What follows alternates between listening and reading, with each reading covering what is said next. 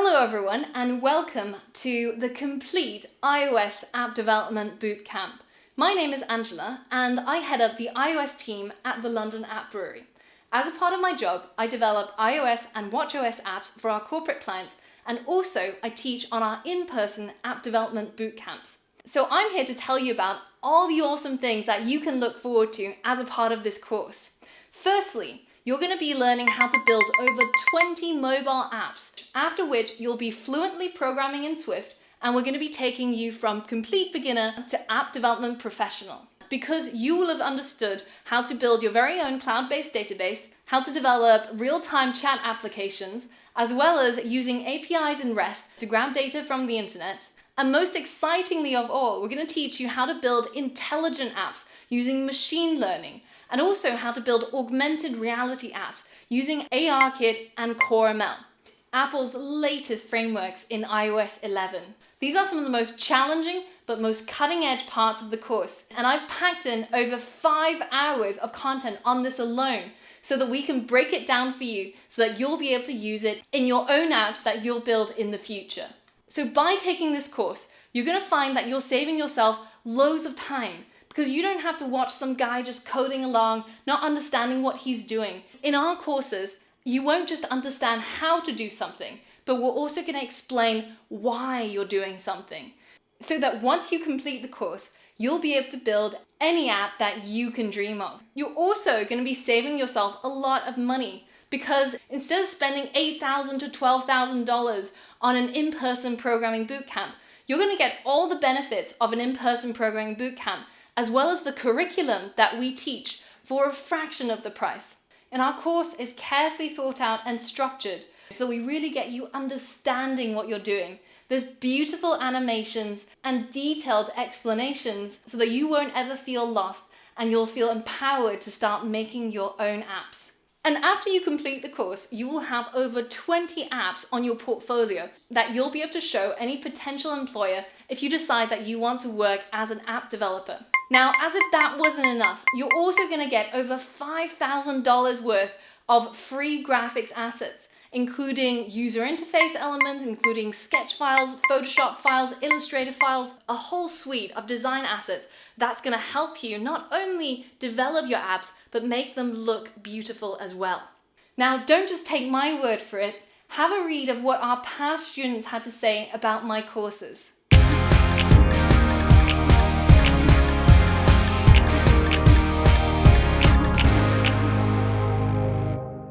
I look forward to seeing you on the course. Alright, so in this lecture we're going to be covering some of the tools that you'll need in terms of software and hardware to start developing for iOS. First and foremost, you will need a Mac of some sort.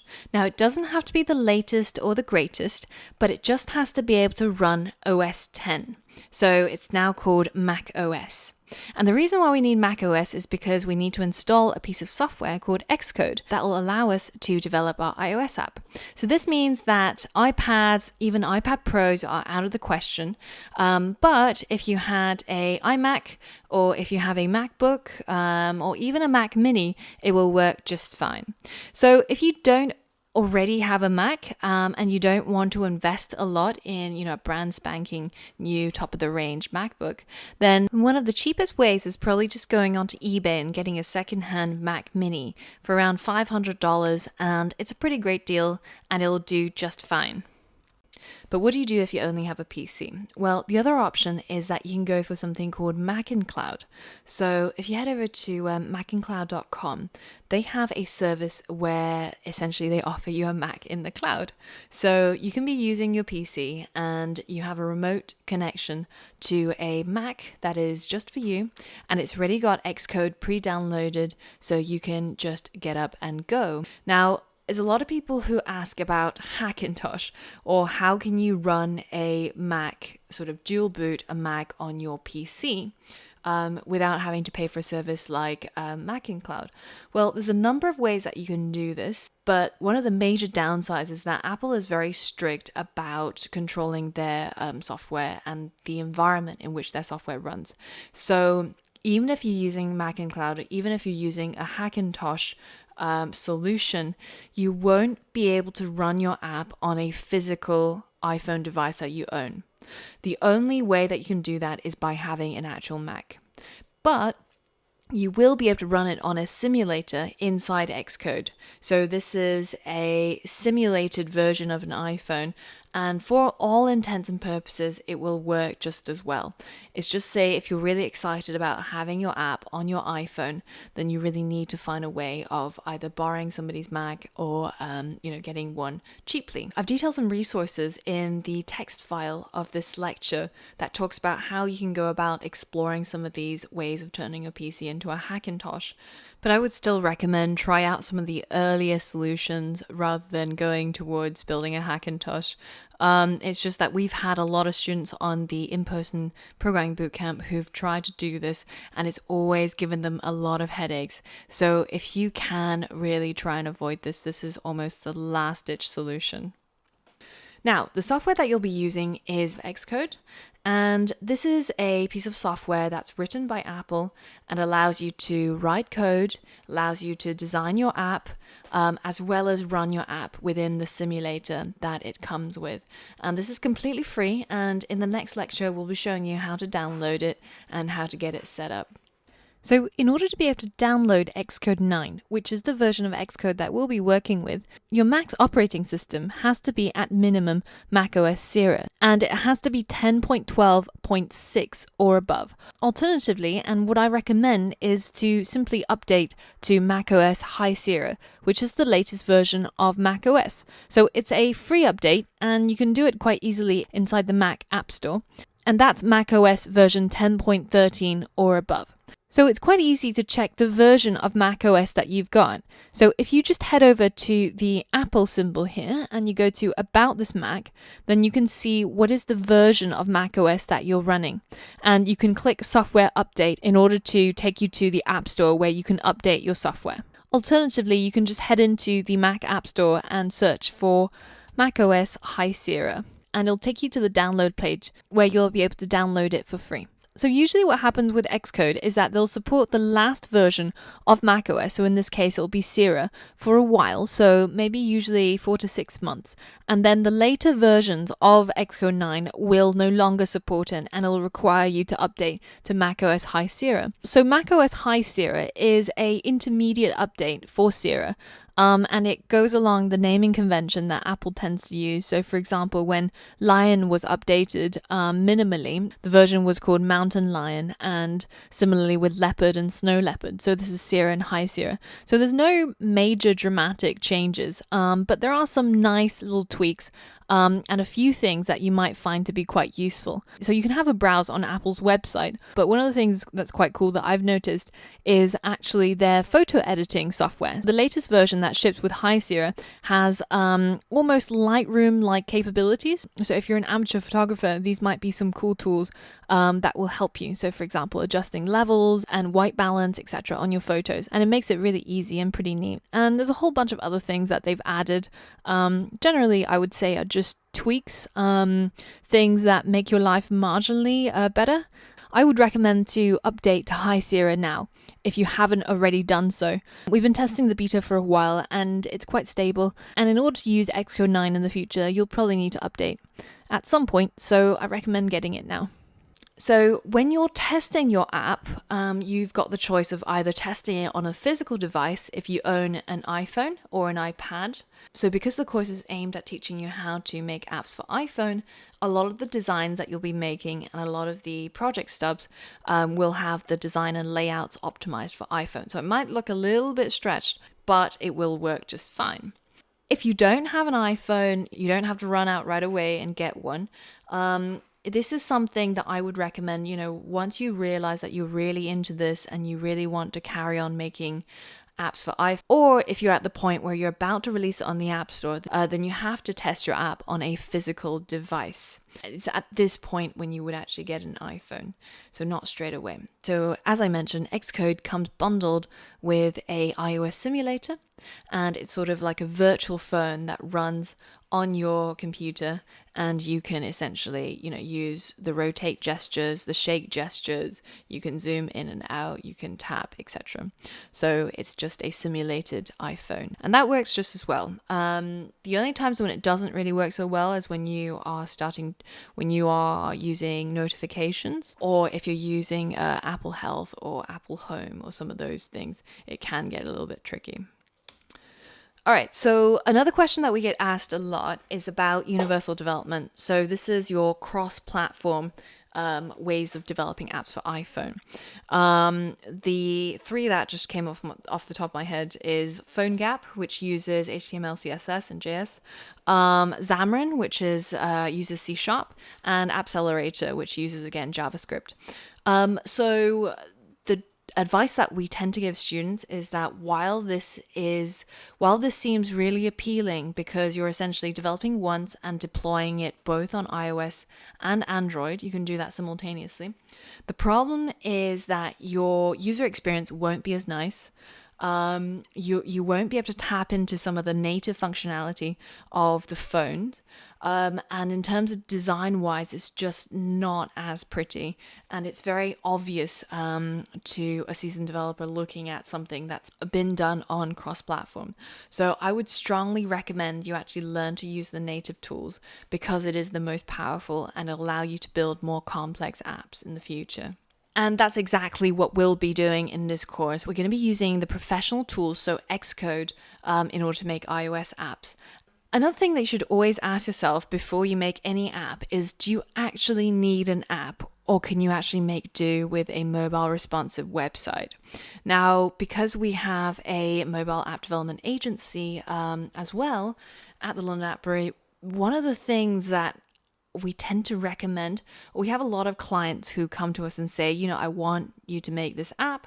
And we actually spend a lot of time turning people away and telling them, look, you can get this made much quicker and much cheaper by just getting a web designer to make a website for you that's mobile responsive, that scales nicely on the phone. Because unless you're tapping into some of the sensors within the phone, say if you need the location or if you need to be able to send people notifications, something that is inherent about the phone that you need. Otherwise, if you just need to display information, then making an app is a very time and money costly way of going about that. So always think about whether if you actually need to make an app before you make any app. And finally, we're just going to mention that prior to Xcode 7, so Xcode 6, in order to actually download the app that you coded up, that you developed within Xcode, onto your physical iPhone device that you own, you actually had to pay Apple $99 a year in order to be on the Apple Developer Program. So as of Xcode 7, so I think that was September 2015, when it launched, you are now able to do this on any free Apple account. So all you need is just your normal iTunes account, which you use to download apps, and we'll be able to get your code and your app onto your physical iPhone device. Now, when would you consider signing up for Apple Developer Program? This is when you're ready to launch your app onto the App Store and start generating revenue. So I would recommend that try to delay signing up for the Apple Developer Program as long as you can, because you're charged on a yearly basis, rolling essentially. So if you're not yet ready to take advantage of the Apple Developer Program, if you haven't got your app together yet, if you're not ready to upload to the App Store, then there's actually no point paying Apple for that privilege. So build your app, test it thoroughly. Once you're ready and about to launch it to the App Store, then start paying for your Apple Developer Program license. And this gets you access to something called iTunes Connect. This is a portal where you can upload your apps, you can check your app analytics, how many times it's been downloaded, how many people are using it, you can check your sales, you can see how much money you're making every day, etc., etc. So this is something that we're going to cover in one of the last sections when we guide you through how to actually upload an app to the App Store. So all of that is coming up. All right, so those were all the tools that you'll need in order to get started. And in the next lesson, I'm going to show you how to install and set up Xcode so that you'll be able to get up and running very quickly and we can get started making our first app. Right, so we're now ready to download and install Xcode 9. So this is the application that we'll be using to write our code and build our iOS apps. It's developed by Apple and it's free to download, so you don't have to worry about paying for it or paying for upgrades or any of that. But before we start, there's a couple of things that you need to check to ensure that your download and installation goes smoothly.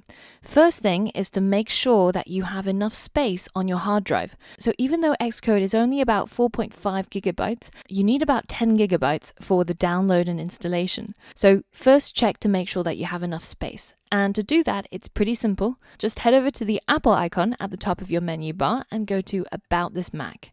And when you're here, you can click on the Storage tab to see how much free space you have to play with. And just make sure that it's over 10 gigabytes. So the next thing that you need to check is to make sure that your Mac OS, your operating system, is updated to the latest version. So to make sure that you've got the right operating system, it's as simple as going to the Apple icon and going to, again, About This Mac, and you can see here which version you've got. And ideally, you should be on Mac OS High Sierra, and your version should read 10.13 point something. So as long as it's higher than 10.13, then you're good to go. So it could be 10.13.1, 0.2, whatever it is after the 13 doesn't matter. Now, if you want to stick with Mac OS Sierra and you don't want to update to the latest version, then you have to make sure that your version is the latest version of Sierra. So it has to be 10.12.6 or above. Although I would really recommend to just simply update to High Sierra. It's simply easier and you'll have less problems going forwards. So once you've done those two things, the last thing that you need to make sure is that don't download a beta version of Xcode. It's actually not that easy to download it by accident, because as long as you're going through this video and following along with what we're doing, then you can be downloading the official release version of Xcode and you won't have any problems. The reason why we don't like our students to be working with betas, because beta software is meant for testing. So it can contain bugs and it might end up giving you more headaches than it's worth. So no betas. Stick with what we're going to do and you'll have a much better experience developing for iOS. All right, so let's go ahead and do it together. So head over to the App Store. You can either use Spotlight by holding down Command and Spacebar to bring it up using the shortcut, or you can head over to the Spotlight icon over here, or if you want to be really fancy, you can even get Siri to do it for you. Siri, open the App Store. There we go. So head over to the search bar here and just type in Xcode and then hit enter. And you can see it come up over here. So if we click on it, we can find out the version of it, which is version 9.0. And if you just click on this button here, you'll be able to install it onto your system. Now, this can take a little while, and sometimes you'll see it just hanging and it refuses to do anything. So have a look and see if some of those things I mentioned earlier might be the problem. So if I'm talking too quickly, or if you want to see a written version of all of those steps, then I've included a link in this lesson to a written version of everything that I've gone through in this video that you can check out and you can follow step by step and do the installation according to the written steps. But it doesn't matter which way you choose, as long as you've got Xcode 9 installed on your system, then you're ready to go to the next lesson where we'll be walking you through the Xcode software and showing you all the bits and pieces that we'll be using later on. So I'll see you there. All right, so now that you've successfully downloaded and installed Xcode, we're now ready to go on a guided walkthrough of the Xcode software. So in this lesson, I'm going to be showing you some of the most common panes and sections of Xcode that we'll be using, as well as talk you through some of the hints and tips that will be really helpful for development later on. So once you're ready, let's show you the ground world of Xcode. So the first thing that you'll see when you open up Xcode is this welcome screen. And here you can choose to start a new playground or create a new Xcode project. So that's exactly what we're going to be doing.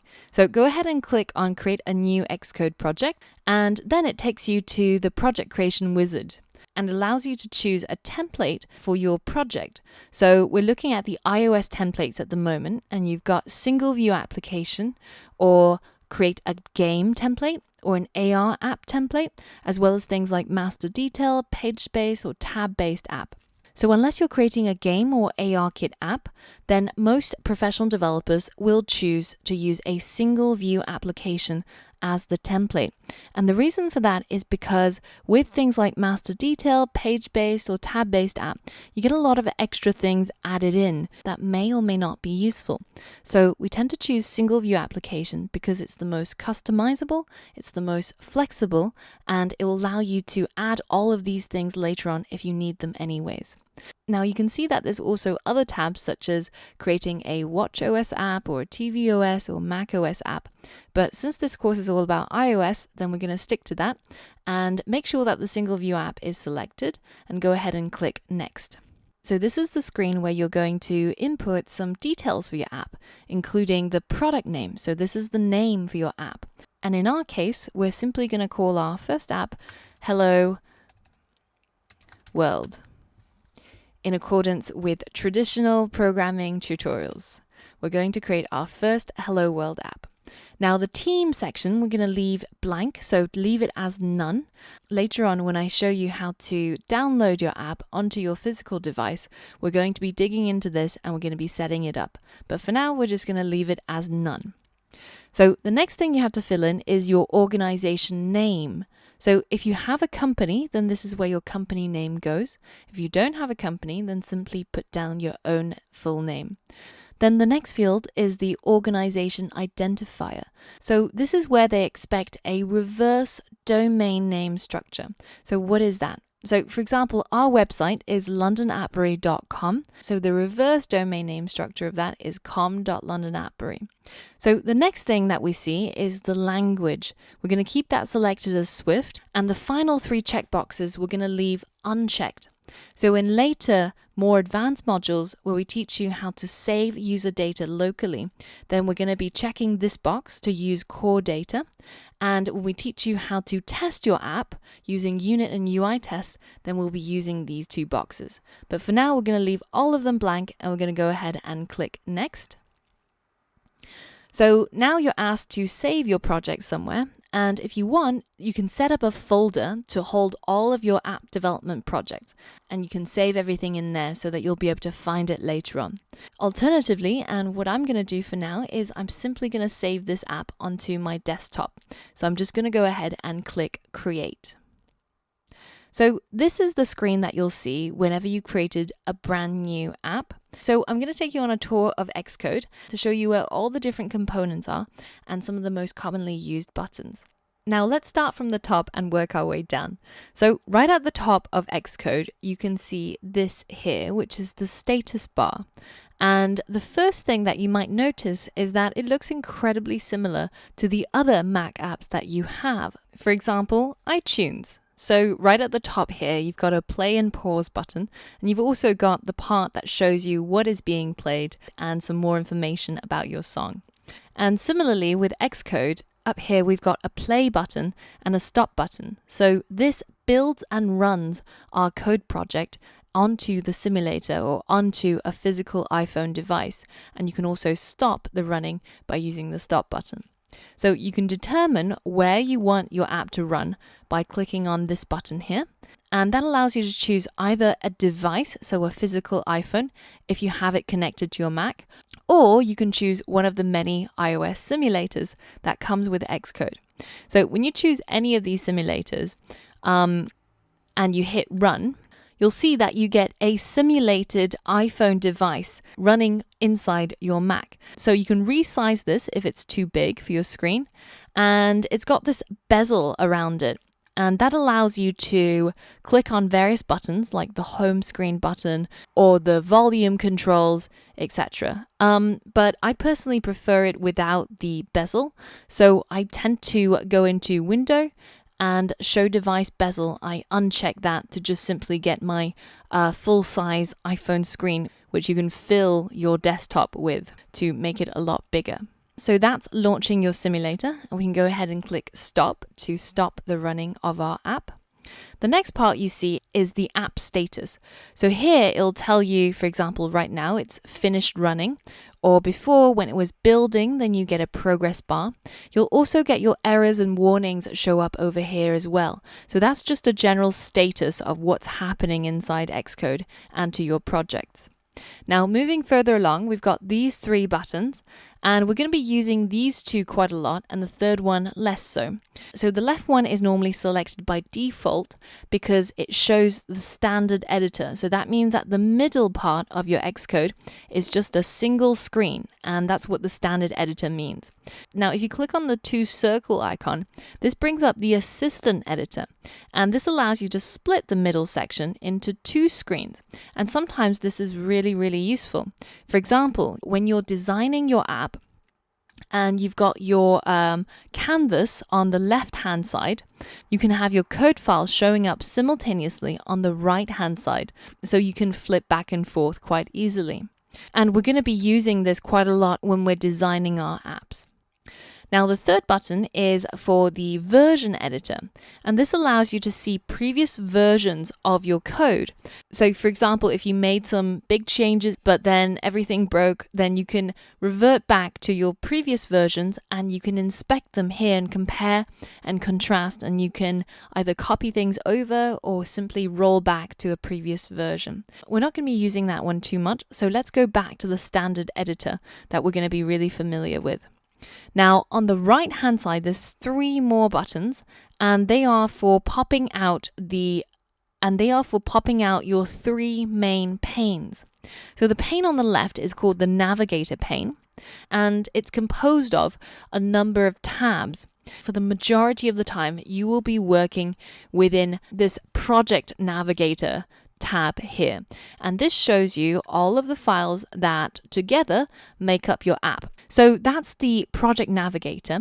Now, we're not going to be using all of these tabs, so I'm just going to draw your attention to some of the more important ones. For example, this find navigator, which is basically like a search bar, and allows you to search within your entire project, or you can narrow down to folders or specific files. And so that means you can find things really easily using this pane. The next one I'll show you is this error pane, and this is the place where your errors will show up if you make them, and it helps you to debug and figure out what's wrong with your code. So let's say, for example, I just write some gobbledygook somewhere. You'll notice that very quickly Xcode will pick up on the fact that this is not real code, and it will highlight the fact that I've made a mistake. And if you have a look, you can see that the error shows up in a number of places, here, here, and here. So pretty much all over the place to try and draw your attention to the fact that there's a problem here. Now, if you click on this icon, this error icon in the status bar here, it'll take you automatically to the error pane, and it'll show you what the error is and which file it spotted it in. So in this case, there is something here, use of unresolved identifier. It means it doesn't know what on earth this is, and it tells you which file this is in. When you go inside that file, it highlights the line where it thinks the error is, and it tries to alert you to this problem. So let's go ahead and delete that. Now, the other thing that you might see in here that are not errors are warnings. So let's say I write something that's going to trigger a warning. So when you get warnings in Xcode, they show up in yellow, and they have this little yellow triangle here. And the yellow warnings are basically things that Xcode thinks that you might have gotten wrong. Now, it doesn't prevent you from running your app. So whereas if you have an error, it won't let you run your app at all. It will actually just prevent you from trying to make a blunder, and it'll tell you build failed because of this error. But with warnings, you will be able to run your app, and it's more like, Xcode trying to be helpful, trying to tell you, hey, I think there's something funny going on here. You might want to have a look into it. And of course, you being, the more intelligent human, well, at least until the rise of the machines and they annihilate all of us humans, for now, we're still the more intelligent beings. So there are times where I'll tell you to ignore a warning. So for example, right now, the warning is telling telling me that I've never used this bit of code inside my file. So that's obviously because I haven't finished typing, and this is one of the cases when you can safely ignore a warning. Now, the rule of thumb is that when you're uploading your app to the App Store, to clear your errors and your warnings before you upload it to the store. But before then, when you're testing, when you're debugging, when you're writing your code, then just use it as helpful advice. Okay, so the last one that I want to show you in the navigator pane is this one, which is the breakpoint inspector. And breakpoints are incredibly easy to create accidentally, especially when you're new to Xcode. So anywhere between this left margin and these numbers here, if you click in that margin, you will create a breakpoint. So this is one of these blue arrow-like structures. And what it does is that when your app runs, the code runs from top to bottom. And when it hits this breakpoint, it stops. It applies the brakes and it stops any of the code that are below it from being executed. Now, breakpoints are useful when we want to stop our app at a particular moment in time or in code and to inspect what might be going wrong or to debug or try to figure out something that's going on underneath the hood. I'll be showing you exactly how to do that later on as well. But if you've created a breakpoint by accident, you can get rid of it by either clicking on it to disable it, so it becomes this light blue color. Alternatively, you can simply click and drag it away and it gets rid of that breakpoint completely. So that's just something to note. And have a look inside your code when you have any bugs or crashes to make sure that you haven't accidentally just simply put in a breakpoint. All right, so that's the left pane. The next button controls the bottom pane, which is also called the debug area. And this is the part where you're going to get error messages when your app crashes. And when your app does crash and you can't figure out after trying for a while why on earth it happened, then it makes sense to copy what it says in here and post it into the question and answers forum so that myself or other students will be able to help you. And other times we'll be printing things into here to figure out what's going on in our app. So it's mostly used for debugging, so figuring out what's going on in our app. So let's move that away.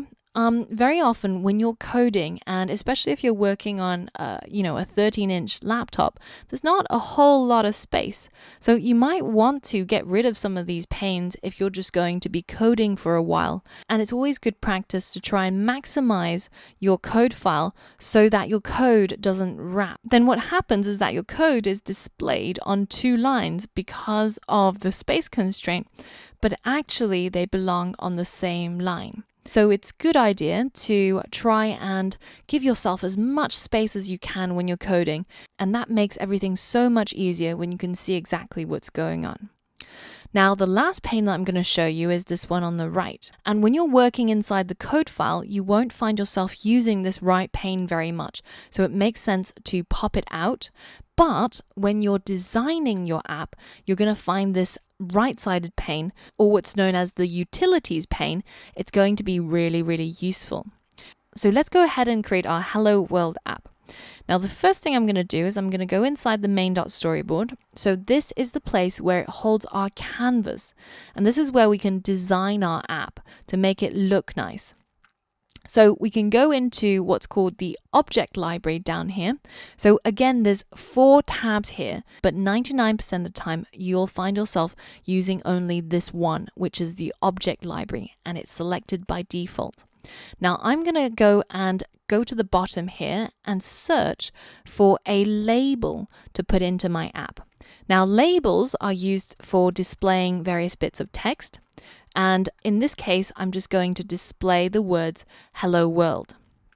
So in order to change the text in that label, I can either double click on it to retype it. Alternatively, I can use the utilities pane. So if you select the label and then go into the attributes inspector, which is this little shield symbol here, then you can see that you can also change the text here. Now, once I hit enter, you'll see that my text is now truncated. And the reason is because in order for my text to be 17 points and also this long, it's actually too big to fit inside this small label. So you're going to have to toggle it out using the side toggles. Now let's go ahead and center our hello world. So let's go ahead and change the background. So in order to do that, I'm going to select the view, and in the attributes inspector again, I can change any of its properties, including things like how see-through this background view is, or what is the color I want for the background. So in this case, I'm going to click on the color and I'm going to select one of these colored crayons to give my view a background color. Now, wouldn't it be nice if our label was a little bit bigger? Well, let's go ahead and change the font here. We can make it maybe a 50-point font. So you can see again, my text has gone over the limit. So I want to resize this label. Now, I showed you earlier on how you can do it by eye by simply toggling these edges, but you can also go into the size inspector here, which has the little ruler symbol. And here you can enter a very precise position and width and height for your object. So in this case, it's the label that's selected. So if I change that width to maybe 300, then you can see that it fits my label perfectly. So if you have a designer on board and they can specify the positions and sizes of their design, then you can enter them in here and you'll get a very precise location and size. So this brings us on to another good point, which is the fact that this canvas, its dimensions are actually an iPhone 7 sized screen. So that's a 4.7 inch screen. And if you have a look down here, you have a way of changing the canvas size.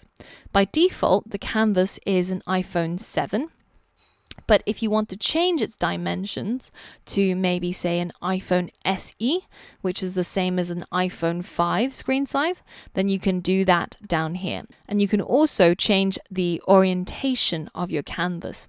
Now remember, this is about the canvas, whereas up here it's about your simulator.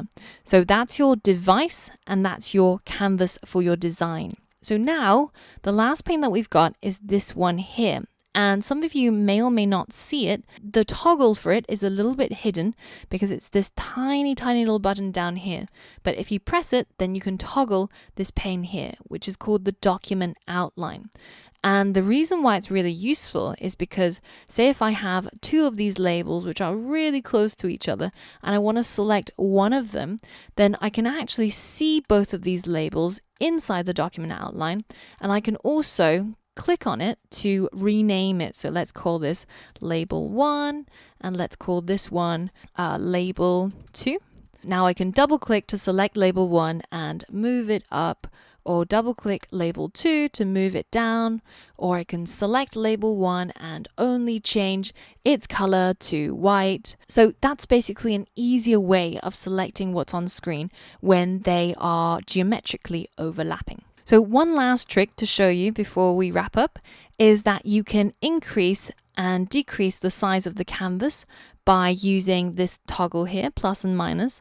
Alternatively, and what I find to be a lot easier, is to use the trackpad. So if you pinch in, then it zooms out. If you pinch out, then it zooms in.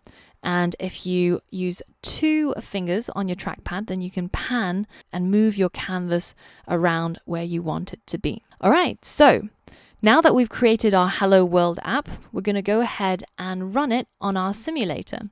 So simply clicking play, you can see that the progress is going and it's signing our project, building our project, launching our project, and putting it onto the simulator. So that was our first Hello World app completed. If you followed along, then perfect. If you haven't, then don't worry. It's mostly just to show you what the Xcode interface looks like. In the next module, we're going to be creating our very first tutorial app, and you'll want to follow along with me because we're going to show you how to make a really awesome I Am Rich app that sold for $999 on the App Store. And I'm also going to show you how to sideload, or rather download your app onto your physical iPhone. So all of that is yet to come. And just before you go over to the next lesson, the last thing I wanted to show you is that I've created a map of Xcode for you so that you'll be able to refer to it if any of those names sounded confusing. Like, where is the status bar? Where is the navigator pane? Where is the file inspector? Where do you run your app, or where do you change your panes? And especially in the beginning, it might be quite helpful for you to download that. So I'll include a link to that in this lesson as well. So that's all from me for this lesson. I will see you on the next lesson, where we are going to create our very first I Am Rich app. So see you there. Before we start making our app, we should first understand what it is that we're making. So let's break down all the components that make up an iPhone app and talk about the anatomy of an app. There's three main components that you should think about. One is the view, which is what you see on screen or what appears on screen. These are buttons and labels, text or images. Then there's the view controller. So this goes on behind the scenes, and this is the code that controls what should happen when a user taps a button, or what should happen when you have a piece of data to display on screen. Then finally, there's the model. The model is what controls the data. It manipulates the data and prepares the data to be served up to the view controller. So let's take a simple app, such as a contact app. So it just manages all of your contacts. And when you open up your app, the first thing that would happen is that the view controller will ask the model for the data of all your contacts, their phone numbers, their images, etc. And the model grabs that data and passes it back to the view controller. The view controller then decides how it should be displayed on the view. And then the app will display all the information that was retrieved in a nice, beautiful format. So this works the other way as well. Say if a user taps on a button that deletes this contact, say John Doe, the view will tell the view controller that the delete contact button was tapped. The view controller will make contact with the model and ask it to remove that contact from its database. So these three core components come together to make up what you see as the app. So this is known as the model view controller design pattern, and this is a very common design pattern that people adhere to when they're creating iPhone apps. And the reason why we use the model view controller design pattern is because it has several advantages that make our app more versatile and also easier to manage. Say if instead of having all our app in English, we wanted to populate our app with data that's in French. The model view controller enables you to do that really easily without having to change the view, the controller, or the model. All you have to do is just swap in the new French data, and you can leave the rest of the code untouched.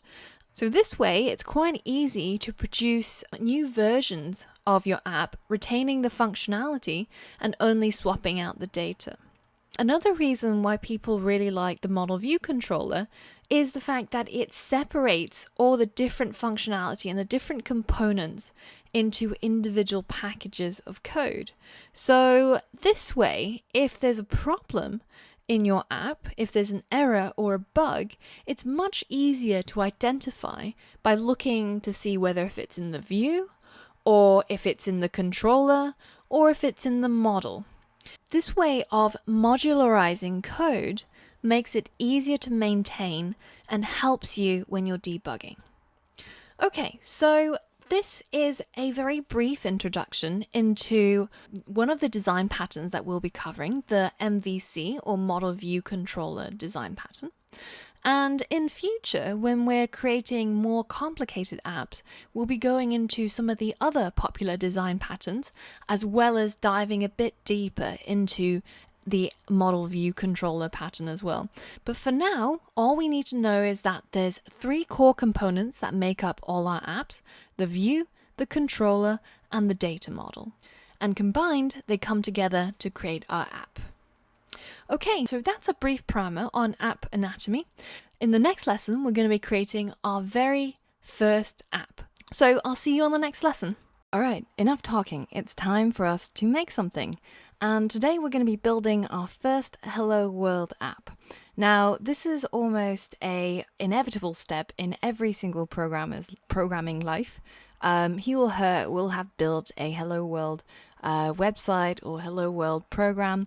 And today we're going to build our Hello World app. And I'm going to show you just how easy it is using Xcode. All right, so go ahead and open up Xcode. And the first thing that you'll see is this welcome screen.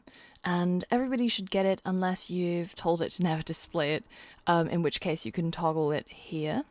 First and foremost, let's do a version check.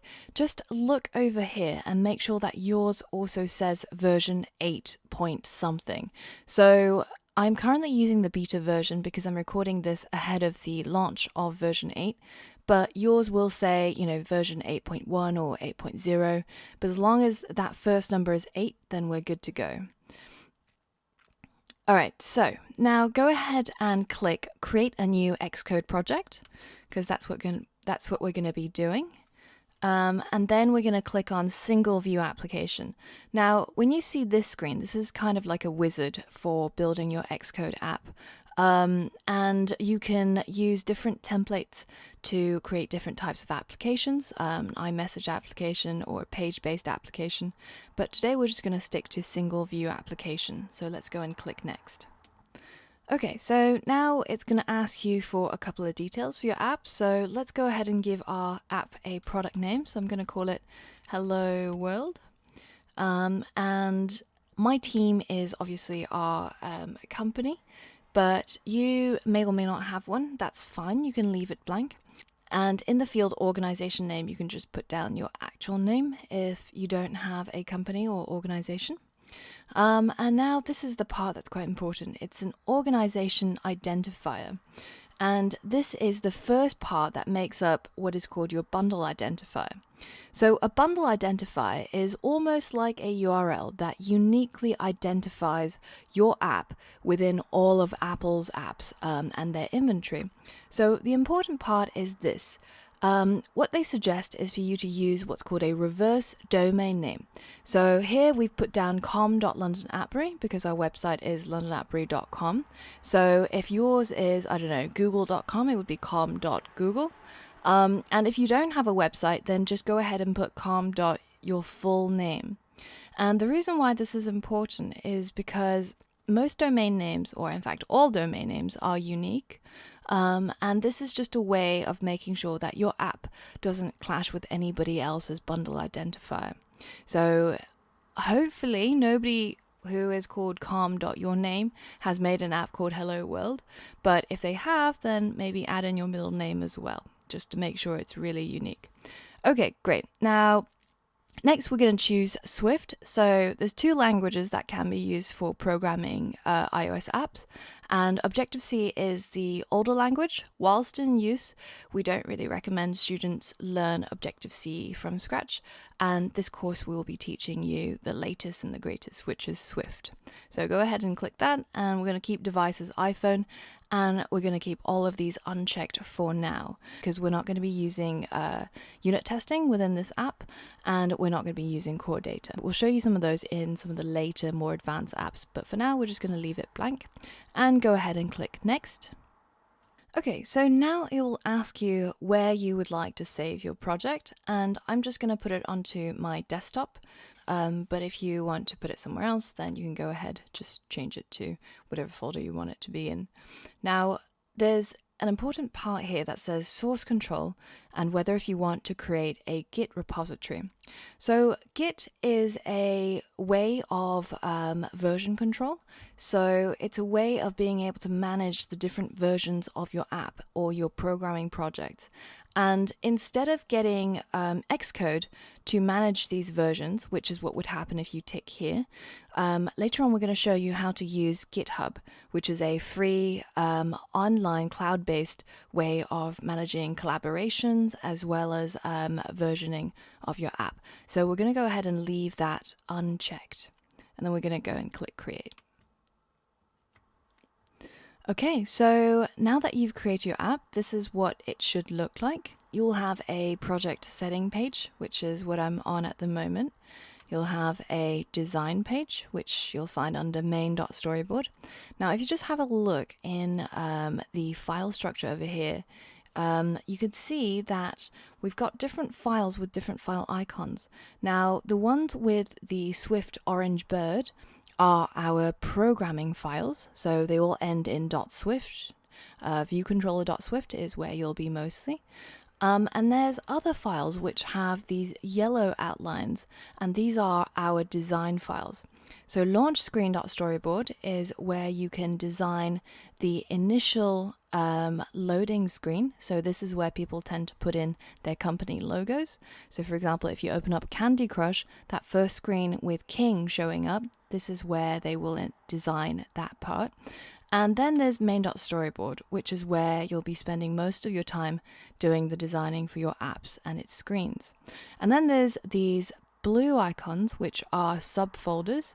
So in this particular folder, assets.exe assets, this is where you'll be putting in some of your image files that you'll need for your app, or your app icons over here. And finally, there's an info.plist, which we won't go into too much right now, but this is essentially your property list, and we'll be using it in later tutorials to prompt the user to allow us to access their location, etc. So let's just go into main.storyboard. This is where we are going to be for this particular app. And you can see here you've got a view controller. Now you can imagine your view controller as the canvas here for your screen, for the screen on your app. So if you have a 2-screen app, then you might drag on another one. So here you've got 2 of them.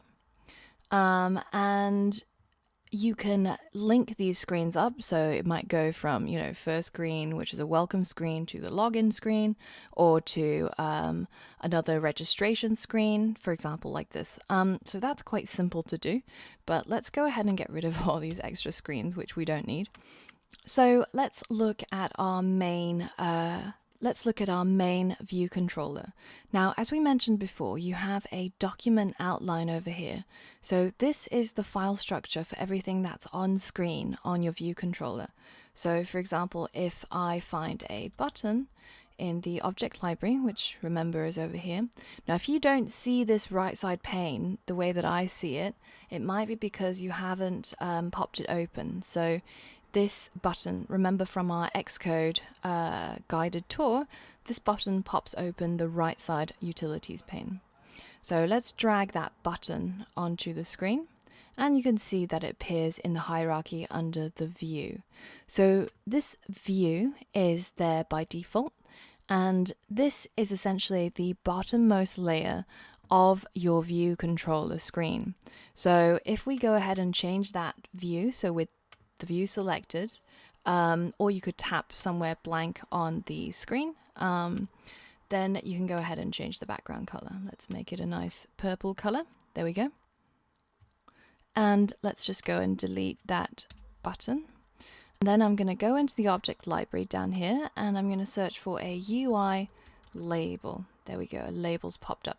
Now you can obviously scroll through the object library as well to find what it is that you need, but it's usually much faster just typing it in.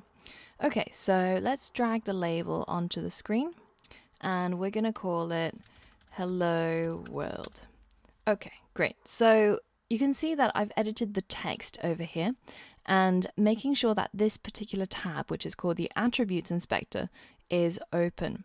So there's a number of tabs, as we mentioned in the, again, Xcode walkthrough, but the most important ones that you'll be in is either the Attribute Inspector or the Size Inspector. So the attribute inspector allows you to set various properties of whatever it is that you have selected on screen. So at the moment the label is selected and we're editing its property, namely its text property, i.e. what the label displays. So there's one slight problem. You can see that I've changed the text over here, but I can only partially see it on screen.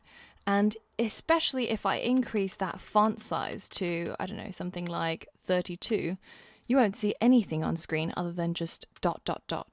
And the reason for this is because it has truncated our label, because the text that we have inside is too big for the current size of our label.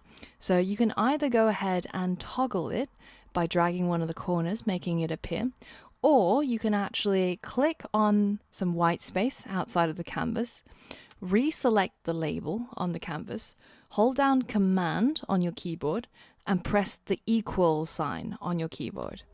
And it automatically resizes the label to fit exactly the content that you have inside. So that's just a really neat trick that can help you out sometimes. Okay, great. So other than editing text over here directly in the attributes inspector, we can also actually just double click on the label and, change it over here. So these are equally valid, and depending on which one you prefer, you can choose whatever you like. I'm just going to go and change the color to maybe a nice white color, make this a bit bigger, and then make that font also a bit bigger. Great, let's make it centered. Brilliant, so we have designed our Hello World app. Now feel free to go ahead and modify that text or the background as much as you like. You can change the font of the word by clicking this T, so type button here, and you can change from system to custom, where you'll be able to tap into your usual different typefaces and fonts. So we're going to keep Helvetica selected, and I want it to be type 40, 40 size font. There we go, done. Okay, so I am done with my app. One of the things that's new to Xcode 8 is this little bar down here. So right now, the canvas size for our view controller is an iPhone 6s size. So that's a 4.7-inch screen. If we wanted to make it a bit smaller, so this is a 4-inch on the iPhone SE or iPhone 5. Now you can see that when it's a 4-inch, the text looks a bit shifted to the right. And when it goes back to the 4.7-inch, it becomes centered. If we make it even bigger on the iPhone 6 Plus, it again looks a bit off-center.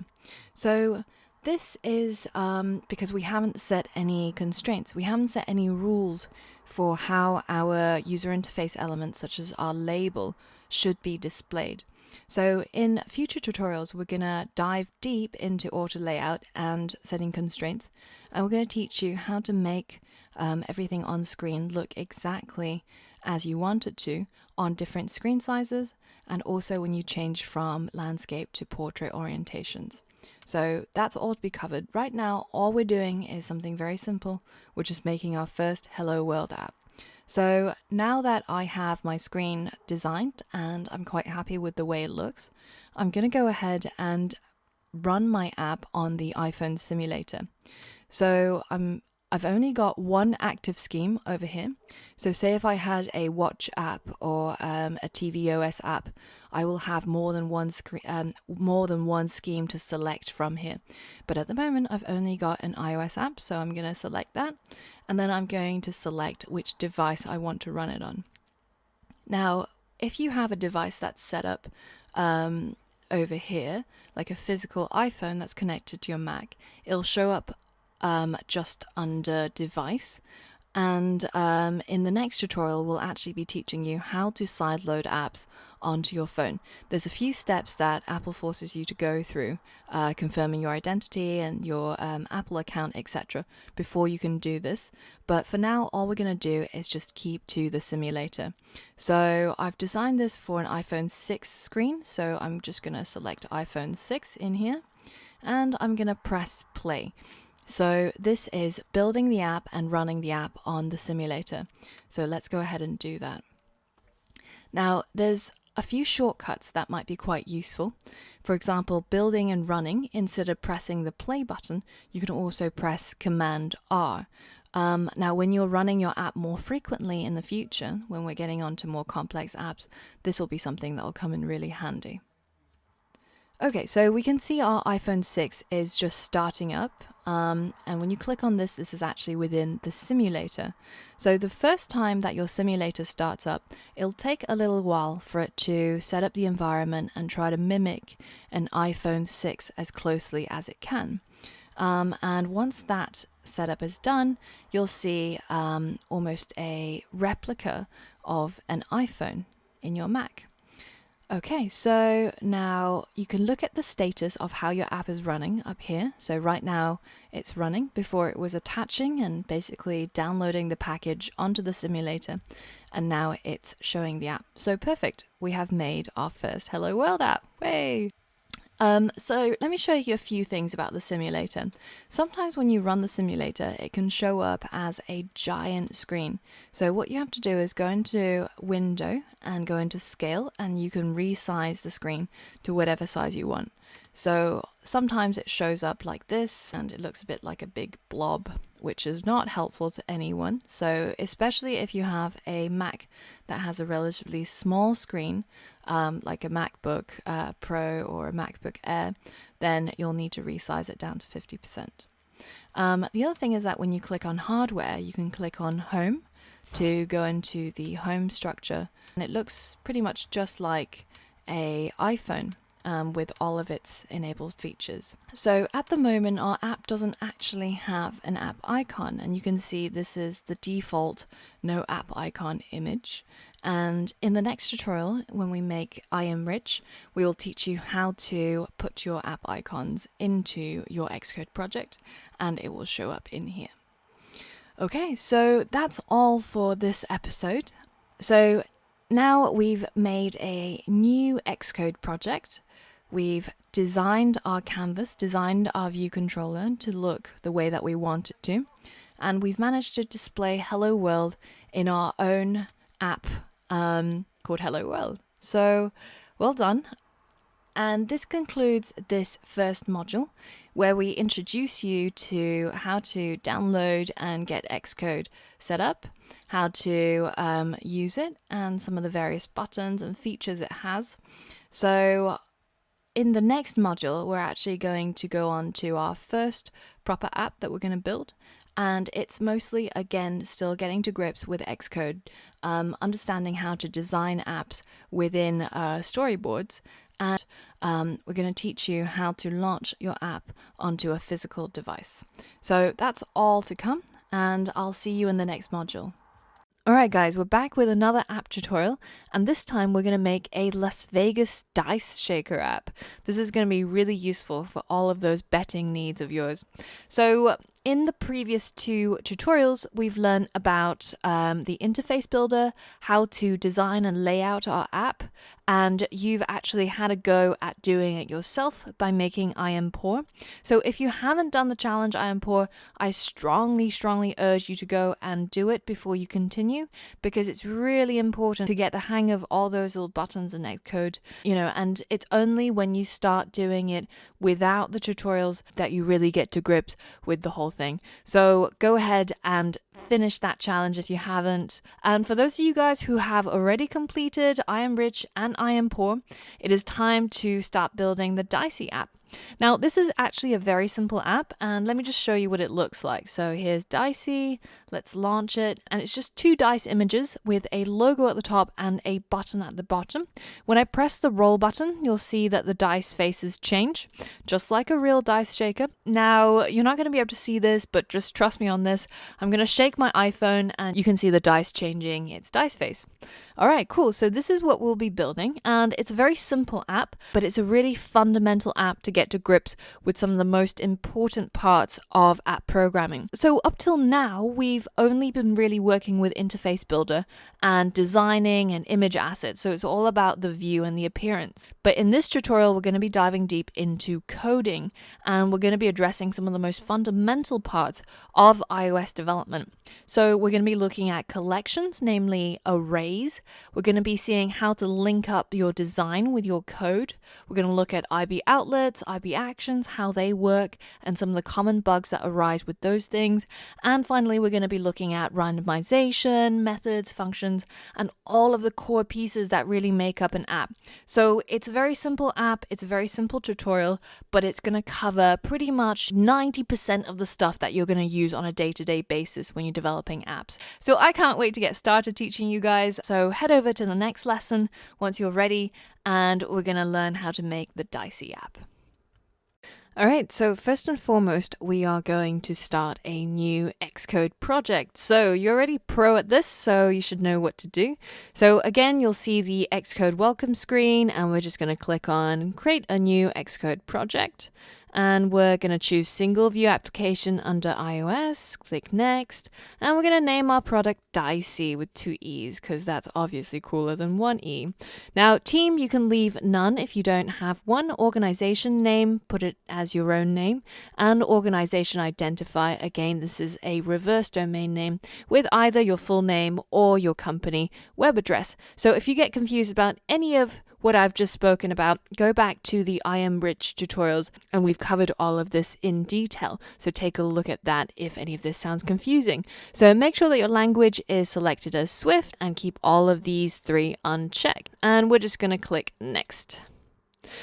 Cool, I'm going to save it on my desktop, making sure that the source control is unchecked, and I'm just going to go ahead and click create.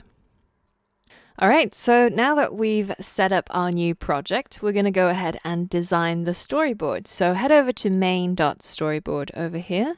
And remember, if you don't have your file navigator showing, you can toggle it like so. Great, so now we can see our design canvas, and we're going to go into the object library over here. So making sure that this tab, the object library, is selected in the bottom right corner. And we're going to search for UI image view. And there it is, image view. So we're going to drag it onto the canvas, and we're going to align it. So as soon as you move it around, you can see that Xcode starts being helpful, or sometimes not so helpful, by giving you all of these margins. So we're going to shift it right up to the top left corner, and then I'm going to toggle it to make it fill the entire screen. So currently I've got iPhone 7 size selected, and it's in portrait mode. While all of these other sizes work just fine, we're going to stick to the iPhone 7 size so that we're all consistent. And I'm going to show you a bit later on how to set up constraints and use auto layout to make your screen look beautiful no matter what screen size you're running your app on. So that's all to come, but for now we're just going to drag on a UI image view and make it fill the entire canvas. So now that you've got your image view, which again, as a reminder, an image view is just a picture frame. In order to add an image to our image view, we first have to have those images incorporated in our Xcode project. And if we have a look over here in the assets.exe assets folder, you can see that we've got absolutely nothing, nada in here that we can use. So first, of course, we have to add our image assets. So we've pre-made the image assets for you in all the right dimensions. So if you just head over to your browser, that could be Chrome or it could be Safari, whatever it is that you prefer, and in the URL, you're going to type in the address for the download link. And that download link can be found in the description text below this video. So just go ahead, copy and paste it into your browser. And there we go. We've got a zip file containing all the assets downloaded. I'm just going to click on it in order to extract it. And then I'm going to go into the download folder to try and find it. All right, so once you've extracted and located the Dicey Assets folder, you should be looking at something like this. So it's a folder that contains all the images that we're going to be using in our project. And first and foremost, we're going to add the app icons. So inside Xcode, locate the app icon folder, and you should be able to see all the placeholders. And then we're going to go back into the Dicey Assets folder and find the correct icons. Now, for those of you guys who are new to using Macs, using the Command tab to switch between windows makes life so much easier, and I highly recommend it. So switch window back to Dicey Assets, and you can see that all of these images are named according to the placeholders. So for this one, it's a 29-point image that's at 2x. So we're going to find 29 at 2x and we're going to drop it into the right place, and just keep doing this for the rest of them. So you've already done this plenty of times with previous projects, so this shouldn't be difficult at all. Okay, so once you've got all of the app icon images placed into the slots, and you'll notice that we're not actually adding anything to the iPhone notification slot because we don't actually have any notifications for this project. If in a future project you're going to be creating notifications, then just create assets that are 20 pixel by 20 pixels. So once that's been done, the next part is adding the rest of the images. Now, to make our lives easier, I'm just going to view this as a list. And what I can do is I can select all the images other than the app icons. So I'm going to click Dice 1 and I'm going to hold down Shift and select Dicey logo. So that's going to select all of those, and I'm going to chuck them in here underneath app icon. Then again, I'm going to select both new background and new background at 2x and drop them again into the assets folder. Now, again, for those of you guys who are new to Macs, holding down the Shift button allows you to select all the files between the start and the end, and holding down the Command button allows you to select disparate files. Now that we've incorporated all our images, it's important to check that your assets folder looks very similar to mine. So you've got Dice 1 through to Dice 6, all the Dice face images. And we've got a Dicey logo as well as a new background. So you'll notice that each of these folders has 2 images, and that's exactly how we want it to be. So once you've confirmed that you've got all the images that you need, we can go back into main.storyboard and slot an image into this image view. So again, making sure that you've got it selected either on the canvas or in the document outline. We're going to head over to the attributes inspector, which is over here, and we're going to change the image that's held inside the image view. We're going to start writing new background, and there we go. Xcode has already suggested that maybe we want the new background image. So just hit enter and you'll see it appear. A lovely green felt background for our Las Vegas Dice app. Okay, so once that's done, the next step is putting in that Dicey logo. So again, we're going to need a new image view. So in my objects library, I've still got image view showing up. If you don't, then you can just go and type UI image view again to search for it. So we're going to drag this one on close to the top-ish, somewhere that looks reasonably good, and just drop it down. Okay, so time for a challenge. Now, throughout these video tutorials, I'll be issuing challenges that test your understanding and your grasp of some of the things that we've covered. So there's no point just watching me do everything and follow step by step, because you're never going to be able to really make it your own. So instead, what we're going to do is I'm going to announce that here's a challenge, and it's something that you would have done before or immediately before, and you're going to try and do it yourself. So this is a good point for you to pause the video and go into your own Xcode project and try to figure out yourself. And then afterwards come back and see if the solution matches what you did. So are you ready for your first challenge?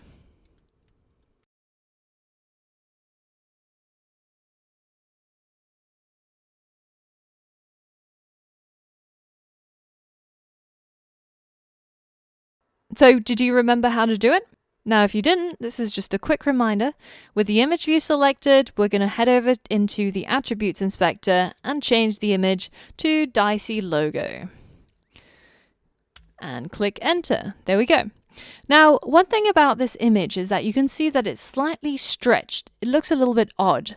And that's because our content mode is set to scale to fill, which is not what we want, because it stretches the image in a non-proportional way. So we're going to hit this drop down and we're going to change it to aspect fit instead. Now you can see the proportions are back to how they should be, and the image looks a lot nicer. Right, so next we are going to design our dice faces. So there'll be a total of 2. So we're going to drag on 2 image views onto our canvas. Now, instead of just resizing it by eye, this time we're going to resize it more precisely. So very often when you're working as an iOS developer, especially if you're working with professional designers, they'll actually provide you with exact location and sizes of all your UI elements. So we're just going to select one of the UI image views, and instead of being in the attribute inspector, we're going to head over to the size inspector. For our first dice face, we want the X value to be 40. So right next to the left, and then we want the Y value to be 273, and the width and the height to be both 120. There we go. And the other one, we're going to resize, again, X to 215, Y is 273, and the width and the height are both, again, 120. There we go. So now, as long as your canvas is the same size as mine, so just check here to make sure that you're inside the iPhone 7 sized canvas in portrait, then your screen should look exactly the same as mine, because we've precisely inputted both the location as well as the height and width of our image views. So now it's time to put in some pictures. To do that, remember we have to be inside the attribute inspector. And I'm just going to put dice 1 in both of them, because right now it doesn't really matter. Right, so just one last step to complete our design, and that's having a button. So a button that's called roll, and when you press it, we can change the dice faces. So again, we're going to head over to our object library, and we're going to search for button or UI button. And there we go. And we're going to click and drag it onto the screen. Now, it doesn't matter right now where you leave it. We're going to adjust that later on. But firstly, we're going to modify the appearance of this button to something that pleases us. So we're going to change the title of the button from button to roll, or something else that makes sense to you. We're going to change the font by clicking on this small T button here and going from system to custom. And I'm going to change the size to maybe 30 or 40. So this depends on you again. See what looks right to you. After all, you are designing your own app. And now you can see that we've got ... here. And that's because the text for the button is now too big to fit within this small constraint. So we're just going to use the toggle to make it just a bit bigger. And there we go. There's our roll button. Now, the blue doesn't really show up very nicely with the green, so I'm going to change the text color to white, and I'm going to change the background of the button to have a color. Now, unintuitively, the button background color isn't located near the rest of the color settings, but instead it's quite a few scrolls away down here. And I'm just going to pick something that I used recently, like this nice salmon color. But you can also change it to something of your own liking just by going to Other and then picking any color that takes your fancy. But I'm going to stick to a salmonish color. And then we can just adjust the button to make it look reasonably nice. And there, I'm happy with my design. So go nuts. This is your design. Do whatever you like. You can really make it your own. All right, so that's all for this lesson. In the next lesson, we're going to be looking at how to link up all of these designs with code. How we can start making the roll button actually do something when we click on it. How we can change the dice image faces, all by writing our own code. All that and more in the next lesson. So I'll see you there. Okay, so now that we've created our designs for our beautiful Dicey app and that you're happy with how it looks, the next step is to actually let the code files know about these designs. So as you can see, we're currently in the main.storyboard, which is a design file. And if you actually right click on it and go to open as source code, you can see that this is actually just XML code, which stands for extensible markup language. And it looks very similar to HTML for those you guys who've dabbled in that. If you've never dabbled in any sort of HTML, CSS or anything, it doesn't matter. Don't worry about it. I'm just showing it to you to show off how much I know about coding. Just kidding. So the important thing is that whenever you're making designs, in the interface build, which is the canvas view, whenever you're changing anything or when you're adding something, Xcode is actually very cleverly writing the XML code for you. So this makes life a lot easier for us, and we don't have to concern ourselves with this at all. But in order for us to write some code that changes the way that the app behaves, we need to let the code files know about the designs, right? So the things that we're going to change in our app are going to be the dice faces. We're going to change these images randomly to show different dice faces when we press the roll button.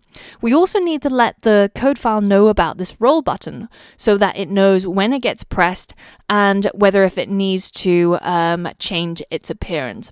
So these are the two cases in which you need to link up design with code: when you want to change the appearance of something, or when you want the code file to know when an action has been performed on something. So I'm going to show you how we do that. First and foremost, we're going to go into this two little circle icon at the top, and this is the assistant editor. It's really useful because it allows you to split the screen into two, and you can see the design file next to the code file. Now, I'm working on a 13-inch MacBook Air at the moment, so I'm going to need a bit more real estate. And some of you guys might be working on even smaller screens if you're using the MacBook or the 11-inch Mac Air. So we're just going to give ourselves a bit more room by getting rid of that utilities pane. And also, I'm going to close the document outline just by clicking on this tiny button here. So now we've got ourselves a bit more space to play with. And I'm going to show you how to link up the designs with the code. So first, we're going to link up this leftmost image view, and I'm going to hold down the control button on the keyboard, and then you're going to click and drag so that you see this blue line appearing on your view controller file. Now, you can drop it pretty much just below the line that says class view controller, UI view controller, and then it has this little pop-up. And it asks you what kind of connection do you want to make, and we want to just check that the connection type is an outlet, and the name that we're going to give it is going to be called Dice Image View 1. And the type of the UI element is, of course, a UI image view. That's the one that we dragged on, and that's the one that we're trying to set a connection for. And storage weak. Now, don't worry about weak and strong and whatever else for now. So this is something that we'll cover much later on once we've grasped all the fundamentals. So just ignore that for now and just make sure that it says weak. Now, I'm just going to take a moment to quickly point out something. Whenever you see programmers naming their variables or naming anything, most of the time, you'll see this type of convention. This is called camel case. So the first word has begins with a lowercase letter, and every subsequent word is capitalized. And this is very common in programming because it allows you to differentiate each of the words quite easily. And it's called camel case because the camel has a lower head than the rest of the humps.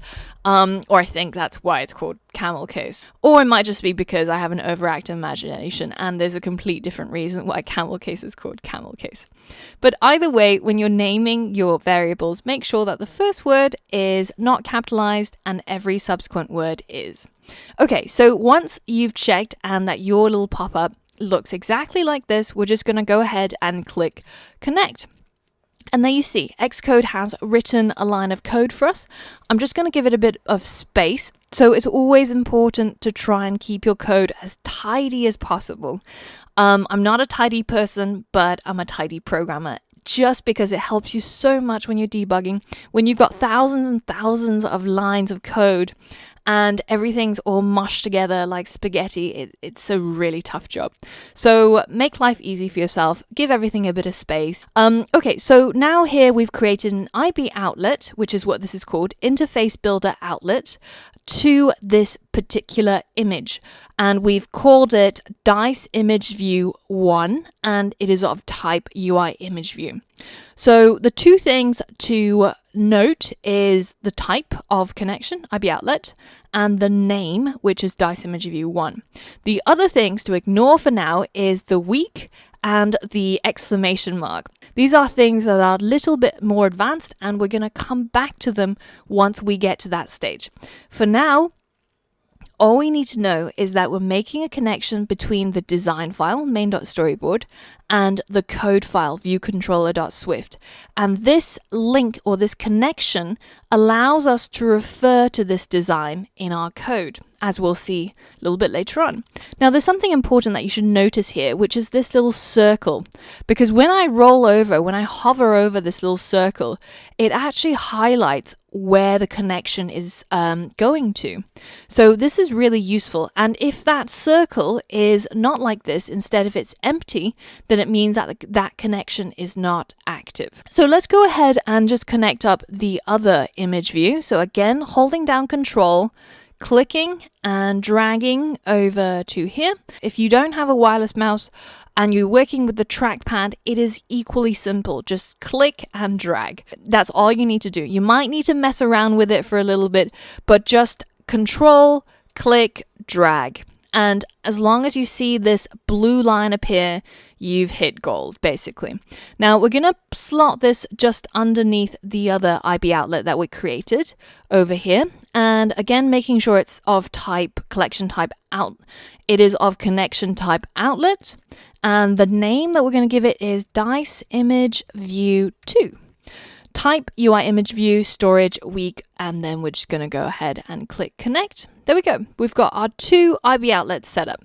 Now, the last one that we're going to set up, the last connection, is to the roll button. Now, this one's a little bit different because instead of being an outlet, which if you remember from early on, is something that changes the appearance of a UI element, user interface element, we're going to create something else that's called an IB action, which allows the code to respond when a user interacts with it. So same as creating the other connections, holding down Control, clicking and dragging. But this time we're just going to put it here, just above the last curly brace, and then we're going to let go. So we're going to change this connection type from outlet to action. And then we're going to give it a name called roll button pressed. And we're going to change the type from any object to UI button. And the event is touch up inside. Now, there's various ways that the user can interact with it. They can most commonly touch up inside.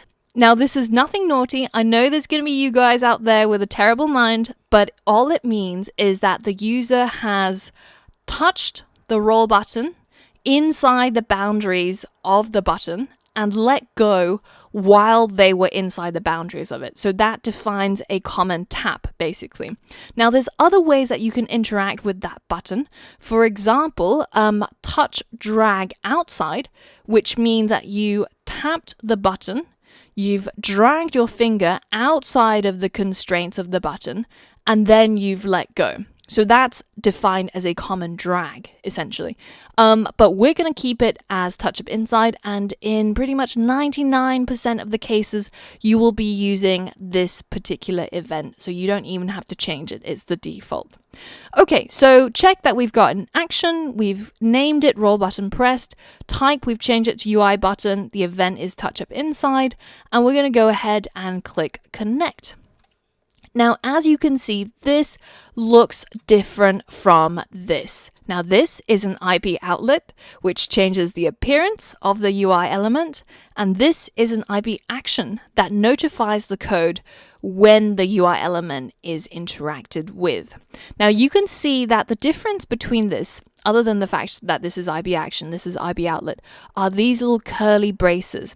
Now, in programming, you have to realize that code gets executed in blocks. So these two curly braces are essentially defining what should happen when the roll button is pressed. This is the start of what will happen, and this is the end of what will happen. So you should view all bits of code as blocks of code. This is a block of code. This is a block of code, and this is also a block of code. So say if I wanted to change the dice face, I would put my instructions in between these curly braces. If I were to put my instructions here, for example, outside of this closing brace for this block, then it wouldn't happen in synchrony with this roll button pressed action. Okay, so that was basically us setting up 2 IBOutlets and 1 IBaction. Now you'll have noticed that when you try to connect a UI image view, when you look at the connection types, it only has an outlet or an outlet collection type. But when you try to link up a button, you've got both the outlet and the action types. Now, why is that? It's because the button is slightly more advanced than the image view.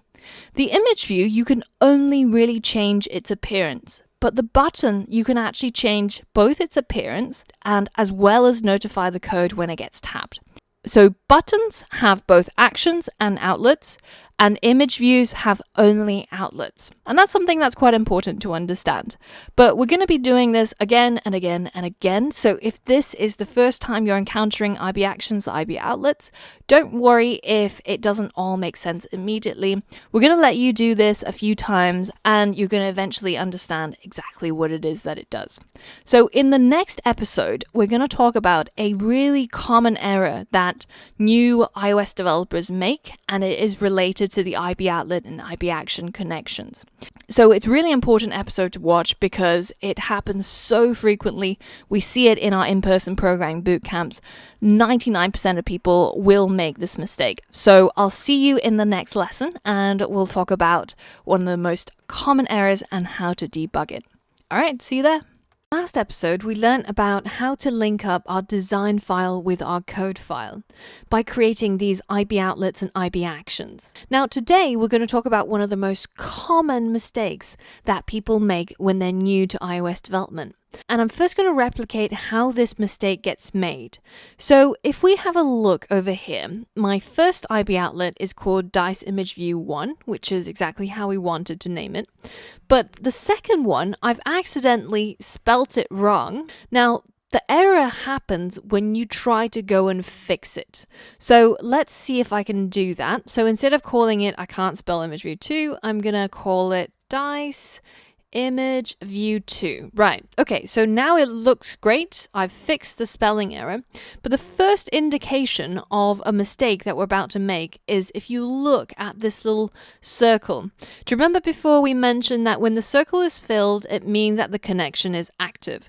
But now the circle is actually empty and it's not linked to anything. And if I go ahead and run this app right now, you will see it crash and, well, hopefully not burn. And our app has crashed, and we can tell this is so because the app is no longer working. And also we've got this red highlighting telling you that there is a problem. And also the debug area pops up telling you that it's terminating app due to uncaught exception, NS unknown key exception. And this is a very, very common error that you'll see. So when you're debugging Xcode projects, it can seem very difficult in the beginning, but over time, you'll start getting used to these error codes and what they mean. Now, the important keywords in this error message is this class is not key value coding compliant for the key I can't spell image view 2. Now, to translate, Xcode is trying to tell you that there was something called I can't spell image view 2, which it can now no longer find. Now, why is this? Let's go hunting for this error. So I'm just going to reduce the size of this debug area and I'm going to head into the main storyboard to show on the left. So where does Xcode get this key I can't spell image view 2? Well, that was what Dicey Image View 2 used to be called before we decided to rename it, right? So by renaming this, we've actually broken the connection because when we hover over it, it no longer highlights the second image view. But that connection is a piece of XML code that exists in main.storyboard. So if we go right click on main.storyboard and we open as source code, you can see that down here there are connections. And there's one outlet that's called Dicey Image View 1, and there's another outlet, the key in this error, which is called I can't spell image view 2. Now, this is a line of code in the main storyboard that gets written when we create that connection. But because we haven't broken that connection when we renamed it, then this is why you get the app crashing for that IBOutlet in the code file. So how should we modify IBOutlets and IBActions? Well, whenever you decide to change the spelling or change or delete maybe one of the IBOutlets or IBActions, the first thing you have to do is to break that connection. And we can see it by right-clicking on this image view. So if I right-click there, I can see that it has a reference outlet to the view controller with a key called I can't spell image view 2. So because I'm getting rid of that, I have to break that connection. By clicking that little cross button, by breaking that connection, I erase that little bit of code in the XML file. Now, when you look at the outlets, it will only have one outlet and the other one is now gone. So then I can recreate a connection to the newly named Dice image view 2. So again, in the same way that you created the previous ones, you hold down Control, you click on the image view and you drag it over. Now, slightly different from before. Before we were looking for this blue line to tell us where to drop it. Now, because we have this line already written, we're going to aim for the name, which is Dice image view 2. And now you can see this is slightly different because it actually highlights in blue the whole area. And when I drop it here, it links it up to this line of code. And you can see now it's again working beautifully. So whenever you're trying to delete IBOutlets or edit IBOutlets or IBActions, any connections basically, make sure you have a look at what that outlet or action is linked to and right-click on it to break that connection first before you edit any code. So whenever in your debug area you get this line that says this class is not key value coding compliant, you should think first and foremost whether if you recently changed something that has a connection to the main.storyboard or to the design file. If your debug area looks slightly different from mine, so currently I'm running my app on a physical device, but if you are running your app on the simulator, your debug area might look slightly different because of some Xcode junk in there. And in the next episode, we're going to talk quickly about how to get rid of that junk log. So this is the keyword to remember. This class is not key value coding compliant. And what it means is that there is an unbroken connection to something that no longer exists in the code. And in the next lesson, we're going to talk about a quick hack about cleaning up your debug area. So keep a note of this particular error and make sure you have a look back at this video if anything similar like this happens to you. But otherwise, I'll see you on the next lesson. All right, so just to recap, in the last episode, we learned about how we can link up our design with our code file using these IBOutlets and IBActions. Now, this gives us exposure to these design elements in our code file. And in this episode, we're finally going to start coding and start using some of these exposures. So the first thing that we're going to do is we're going to create what's called a variable. It's basically just a container that holds data. And we're going to do that just under the class declaration right here. And I'm going to write var, which is the keyword to create a variable. First variable is called random dice index 1, and it is of type int or integer. And I'm going to set the value of this container to equal 0 for now. So if you look underneath this video, you'll find a Swift cheat sheet that we've created for you guys that allows you to get an overview of how various coding elements are constructed. So firstly, we're going to zoom in on the variable section. And I'm going to draw your attention to this line, which is where we create a variable. So in order to create a variable, you use the keyword var, you give your variable a name, and then comes a semicolon, and you declare the type of data that your variable is going to hold. Remember that a variable is just a container for data.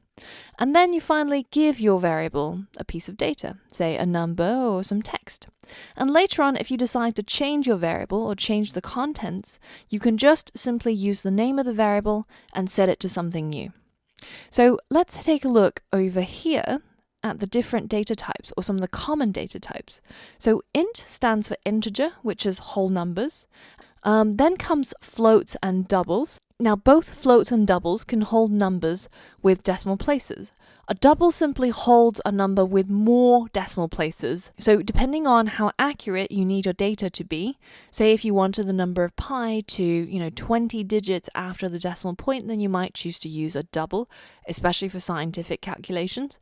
But if you just needed to do some basic decimal point mathematics, for example, to input, somebody's height in meters or somebody's weight, precise to 2 decimal places, then a float is probably a better bet. So then we've got the bool, which stands for booleans, which can only hold the values true or false. Then finally we've got strings, which are essentially strings of characters. So most of the time that's your text. Although of course you can store a number as a string, you just won't be able to do any mathematical calculations with it. So let's go back to our Xcode project for Dicey. Now it's your turn to make the next variable. So go ahead, pause the video and make random dice index 2. It's also a variable. It has data type int, and it is also going to be set to 0. All right, so how did that go? If it went well, then it should look something like this. Random dice index 2 is the name. We gave it the var keyword, and then we're going to use a semicolon and give it a type. It's also going to be an integer, and we're going to set the value of this variable to 0 as well. Now you can see it's pretty much identical to the variable that we created just above it, but it's got a slightly different name. It's the second random dice index. Great, so why do we need these containers called random dice indices? Well, we're going to generate some random numbers between 1 and 6 essentially. So if you think about our dice faces, there's only 6 possible images that we've got. Dice 1 to dice 6. And in order for our Dice app to work, we need these images to be displayed up on here randomly. So we're going to create a random number generator, and then we're going to use that number to pick out a random image so that the user can see their dice on the screen. So the next step is to create this random number, right? So previously we said that you can create a variable and then you can set it at a later stage. That's exactly what we're going to do here. So inside the curly braces for roll button pressed, remember when you press the roll button, everything between this closing brace and this opening brace is where your code will get executed. And that's exactly where we want to create our random number. We're going to use random dice index 1, and we're going to set it to equal arc for random uniform, and we're going to give it an upper bound of 6. Now let's take a look at this line of code. So I'm taking the random dice index 1 variable, the container, remember, which contains 0 at the moment. At this stage, I'm going to take out the 0 and set it to equal something else. And that something else is a random number generator called arc for random underscore uniform. Now, this is a functionality that gets pre-packaged into essentially your Swiss Army knife when you import UIKit. So when you import this library of code called UI, User Interface Kit, it includes a whole bunch of code that Apple wrote that allows you certain really useful functionalities, such as creating a random number. Now, if I got rid of this import UI kit, then I won't be able to use most of the things that I'm using. So it is such an important piece of tool that we're going to utilize so that we don't have to write, all the code for how image views work or how view controllers work, or indeed how to create a random number.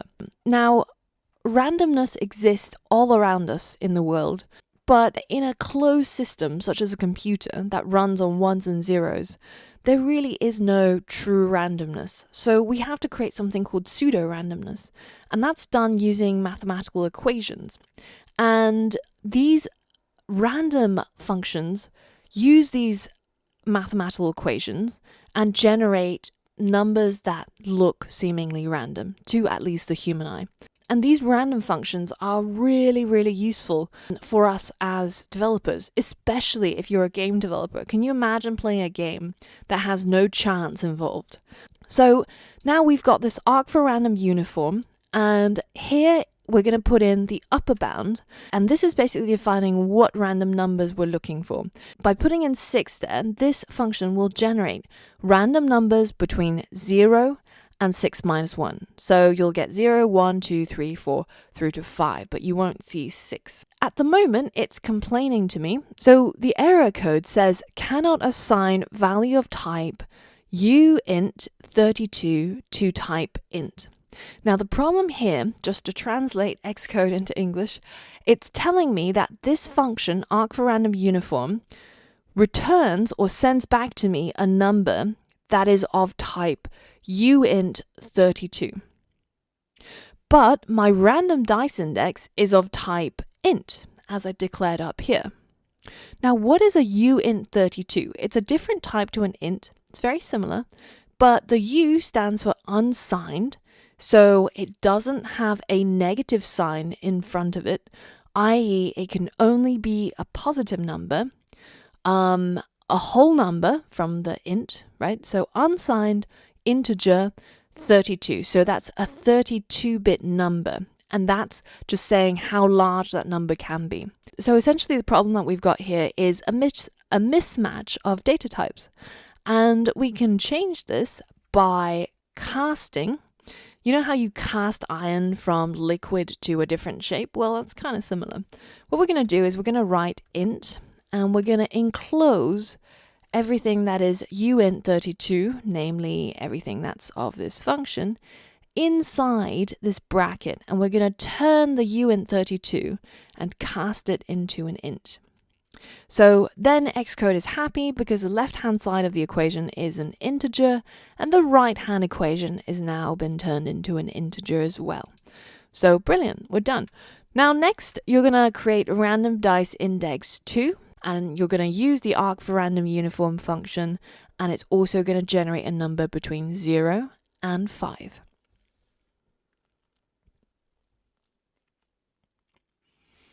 All right, so did that work out? Did you end up writing something like this? So remember, we're resetting the random dice index 2 variable that we created at the top of the code file.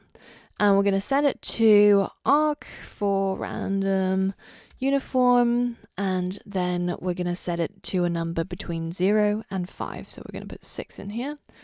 And finally, I'm going to cast this uint32 into an integer. Okay, cool. So just to recap, we created 2 variables that's going to hold the random numbers, and then we generated 2 separate random numbers between 0 and 5. So the important thing when coding is that you should really check to make sure that your assumptions are reflected in the results. So let's go ahead and test out our code. What I'm going to do is I'm going to use a print statement to print out the result of random dice index 1. And we're going to run the app and see what happens. So either Command R or just press the play button.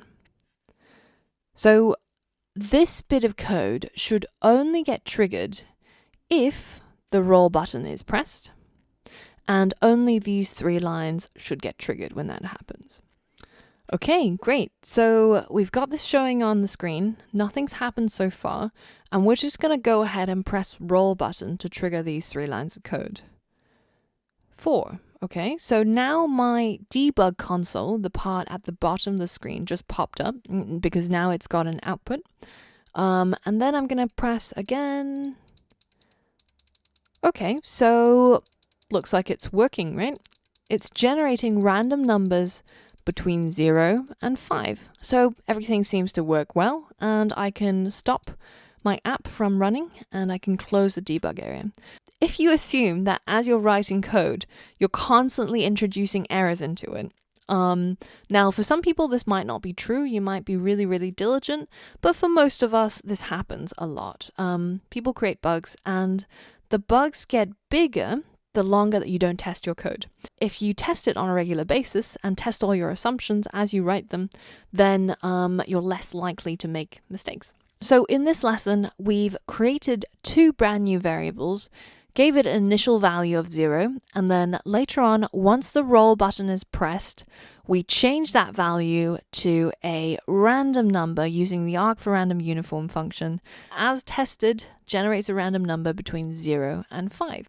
And in the next episode, we're going to talk in depth about variables, constants, and data types in Swift. So I look forward to seeing you there, and that's all from me.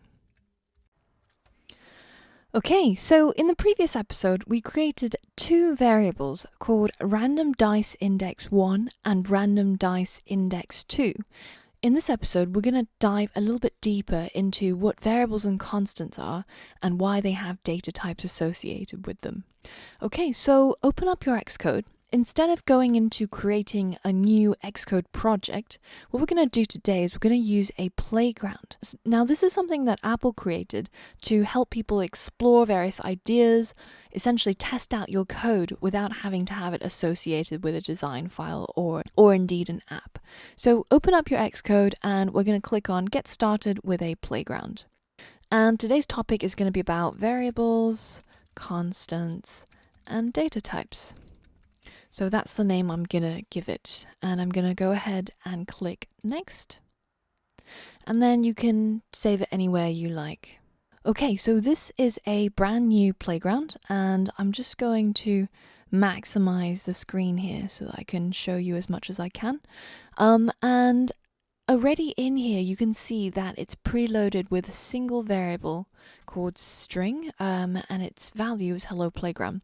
We're just going to delete that because we're going to be creating our own. So remember, the first thing we type is the keyword var to show that we are creating a new variable, and then you give it a name. So for example, my new variable is going to be called my age. Now remember that in programming, when you're naming variables, when you're naming functions, it always follows camel case. So lower caps first, and then every subsequent word is capitalized. This makes it easier to see and makes it less prone to errors. Okay, so a new variable called my age, and it is of type integer, and I'm going to set it to equal 32. What if I wanted to change this variable at a later stage? What if, 1 year has passed and my age is now 33? Well, add 1 year to it. So then I would only use the name of the variable. So notice that when I'm changing the value of the variable, I don't have to use the keyword var. That var is only for creating it. So now my age is equal to 33. And that was pretty easy. And if you look on the side of your playground here, now this is the beauty of playgrounds. You can essentially see your variable values at all times. Normally when we're working within our code projects, in order to see the values of these variables, we have to make it show up on a label, which will show up on the app, or indeed we use the print statement where we get it to print to the console. Now, by having playgrounds, essentially it just saves you this step of having to print it out, so you can see all the variables as and when they are created. So let's get rid of that print statement. Now, what if I wanted to make a different type of variable? Say I wanted to make a variable that held my name. Well, my name is something that doesn't really change very often, so there's no point using a var keyword to create a variable. Instead, what I can do is create a constant that doesn't ever change in value. So to create a constant, the keyword instead of var is let, and then I give it the name of my constant, which is going to be called my name, and it is of type string, of course, because name is going to be text, and then I'm going to set it equal to Angela. There we go. Now, if you try to change the value of a constant, for example, like we did with my age, my name now equals, I don't know, Jane. Xcode will complain and tell you that this is not allowed, and you can see the error reads, cannot assign to value my name is a let constant. and it points out exactly where this error is. So let's delete that line and make Xcode happy. So you can't change the value of constants. So essentially, you should consider variables and constants as containers or boxes that can hold values. I'm going to show you in a bit more detail what I mean by this. If variables and constants are both containers or boxes that can hold values, then variables are essentially boxes that have an open lid. You can open it to put in a new value, such as a number in this case, and then you can take that value out and put in a different value if needed. But when you're dealing with constants, you're essentially dealing with a box that only allows you to put in a value once. Afterwards, you have to tape it up, seal it up, and you cannot change the value inside anymore. So variables and constants are used differently. Variables are there to keep track of the state of your app. So for example, which level is the user on, how many monsters have they killed, etc. But constants are there to hold pieces of data that never change. For example, your API keys or a URL. And constants also take up less memory space than variables. So let's head back over to our playgrounds and see what else we can do with variables and constants. Now, using variables and constants, it's quite easy to manipulate the values that are held inside. So for example, if I wanted to create a new constant called let my age in 10 years equal, then I would use my age and then I would just add 10 to it. So this is adding an integer to an integer, which of course has no problems. And my age in 10 years now equals 43, added from 33. I can do the same thing with strings, but of course you can't calculate strings. So what happens is that you can concatenate strings onto strings. So for example, let my full name equal my name plus a string that's a space plus my surname. And now you can see my full name now equals Angela Yu. So previously when we were printing out, so this is one way of doing it. Another way is using the escape backslash. Let me show you what I mean. So say if instead of writing let my full name equals my name plus my surname, what I can do is open up two quotation marks. Everything inside is going to be a string. Then I use the backslash and I use two parentheses, and inside I put in my variable, which is called my name. And then to that I add a space and I add my surname. Or if I had not just my name but my surname, then I can also just put in a space and then escape and then add my surname into here. And that would also give you the same result. My full name now equals Angela Yu. Now, of course, this isn't going to work when you mix up the data types. So what do I mean by that? If you try to add a string, so denoted by the quotation marks, called 10 to my age, then Xcode will complain and tell you that the binary operator plus cannot be applied to operands of type int and string. It's saying that you're trying to mix up a number with a string and it doesn't really know what to do with that. So that's not going to be allowed. Let's change that back to 10. So say if I wanted to print out my full details, so my age and my name, how would I do that? Well, you can use the backslash to escape your variables. Let me show you what I mean. Let's say we write let my details equal two quotation marks. So previously when we declared all our variables and constants, we've been explicitly telling Xcode what the data type will be. So for example, my age is going to hold integers or whole numbers. And my name is going to hold strings or text, essentially. Now, in this case, I'm actually letting Xcode infer the data type of my constant, my details. Because I'm opening up the two quotation marks, it instantly knows that it's going to be a string that's going to go inside, and the type of my details is automatically assigned as string without me having to explicitly state what type it is.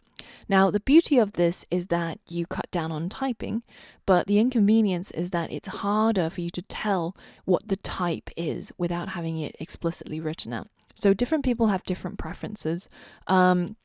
I tend to prefer not to explicitly state the data type just because it cuts down on time, but occasionally when working on collaborative work, and if the style guide of the project is that we explicitly state all our data types, then that's the way you go. So it really depends on choice, and you'll get a feel for what you prefer. Now here I'm going to create a string called my details, and it's going to hold both my name as well as my age.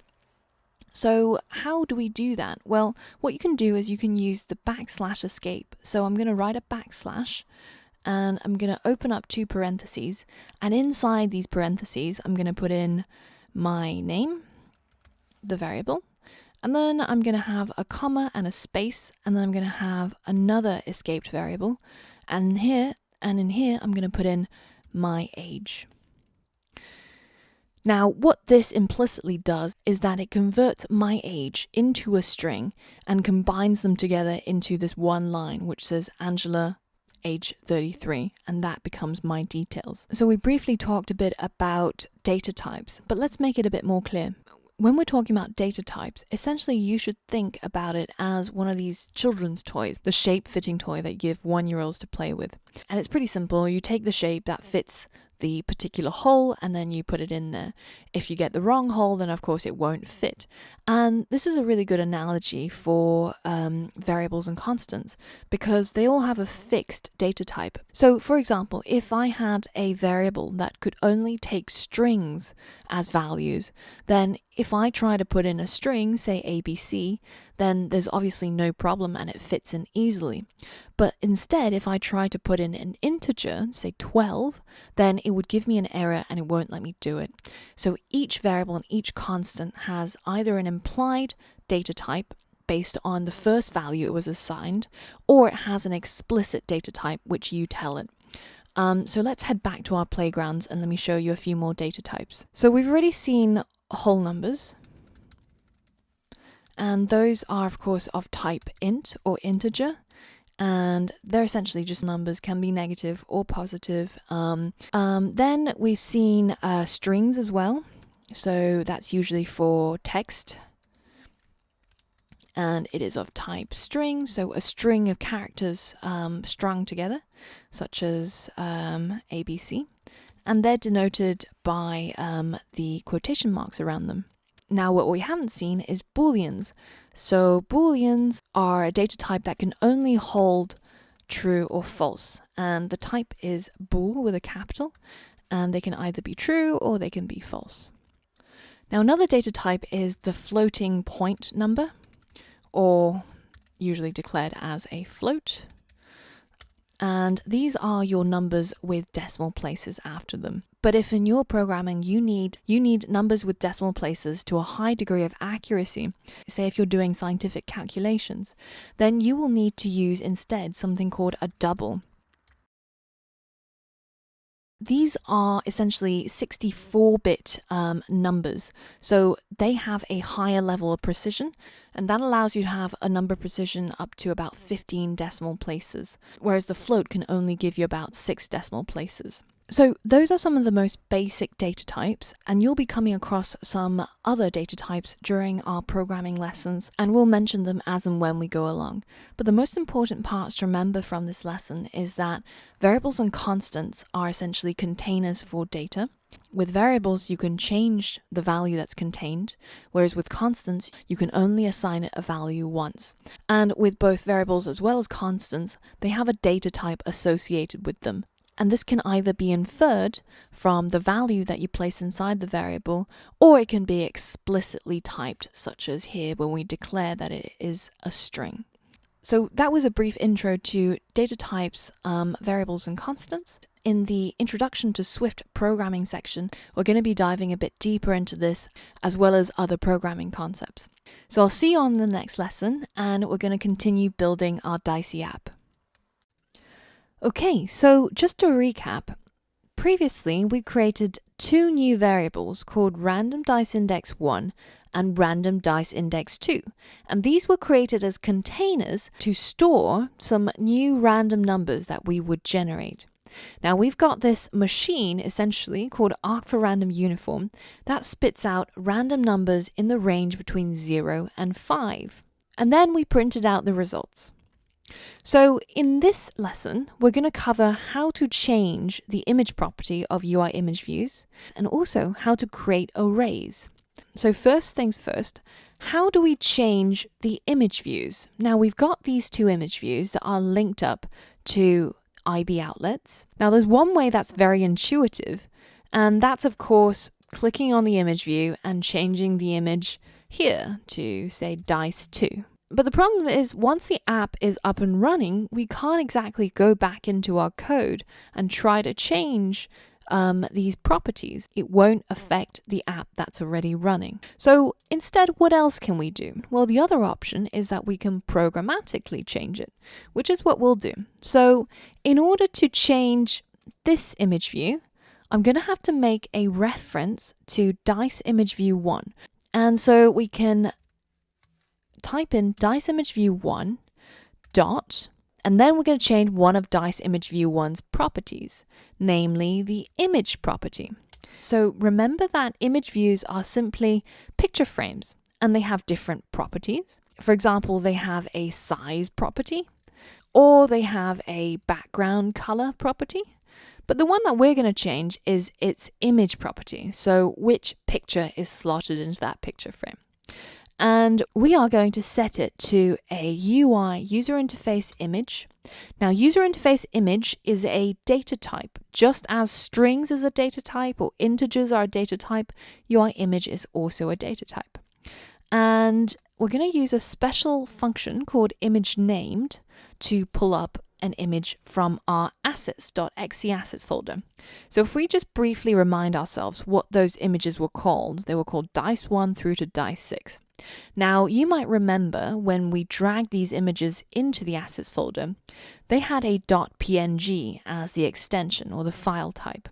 Now, you don't have to worry about that. Once it goes into Xcode, it knows how to deal with all of that, and all you have to do is refer to it by its name. So let's make it the same as this one. Let's make it show the image of Dice2. Now, just one thing to note is that whenever you use the tab button or enter button, just as when I started typing named and Xcode gave me the right suggestion, it always gives you this light blue placeholder. Now, what the placeholder is telling you is to click on it and change it. And it's giving you the data type of what you should put in here. And in this one, it's a string because I'm going to put the file name of my image here. And remember that strings are always denoted by quotation marks around them. And we're going to go for Dice2. Now, if I hit run, let's see what happens. Okay, so was that what you expected? Or did you expect that our code would change the Dice image view 1? Well, let's review. Where is this line of code? It's right here. And it's between the closing and opening braces of the IBAction roll button pressed. As we said previously, everything in between here only gets executed when the roll button is pressed, hence the IBAction. So we will only expect this line of code to execute when I press the roll button. And there you go. Now I'm going to show you an issue that some people might run into. Now, if you had not typed a string in here, which is denoted by the quotation marks as well as the code highlighting in red, what you might have done is you might have started typing and you typed Dice2. Now, it's very important to have a look in the left image in each of these suggestions. Now, when it says V, it means variable. When it says M, it means method. And when it is an image, it means that you're actually pulling up a UI image.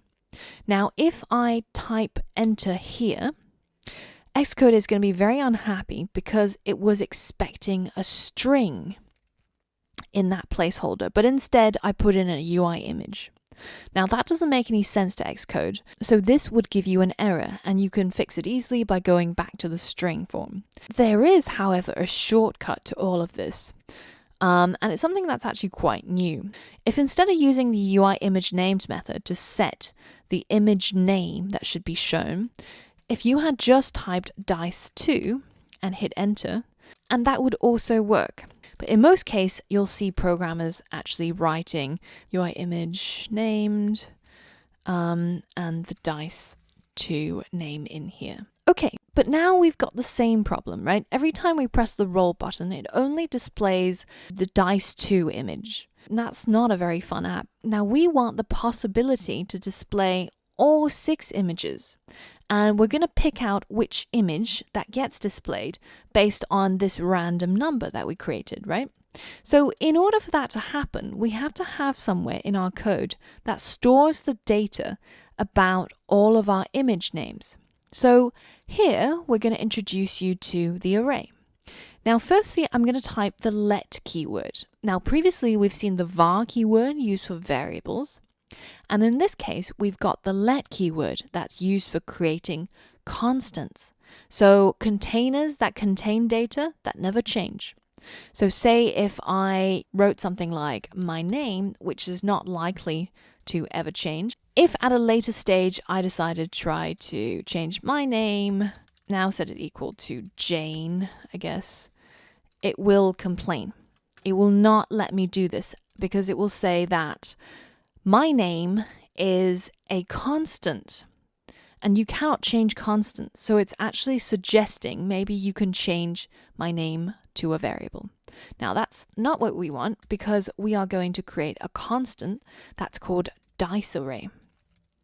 And it is going to hold all the names of our dice images. And I'm going to create 2 square brackets. Now in programming, you've already seen a whole load of different brackets, braces, parentheses, and it can be really confusing and overwhelming at first. It's really important to make sure that you're typing the exact type of brace or bracket or curly brace or parentheses that you see either on screen or on the course book.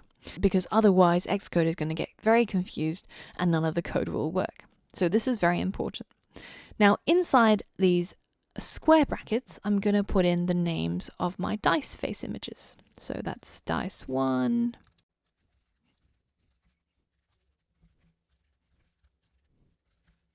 And there we've created our first array that contains all the names of our dice images. Now let's just explain array in a little bit more detail. You should see arrays as essentially egg boxes. They contain things that are of the same type. So for example, you can't have an egg box that contains both eggs and chickens.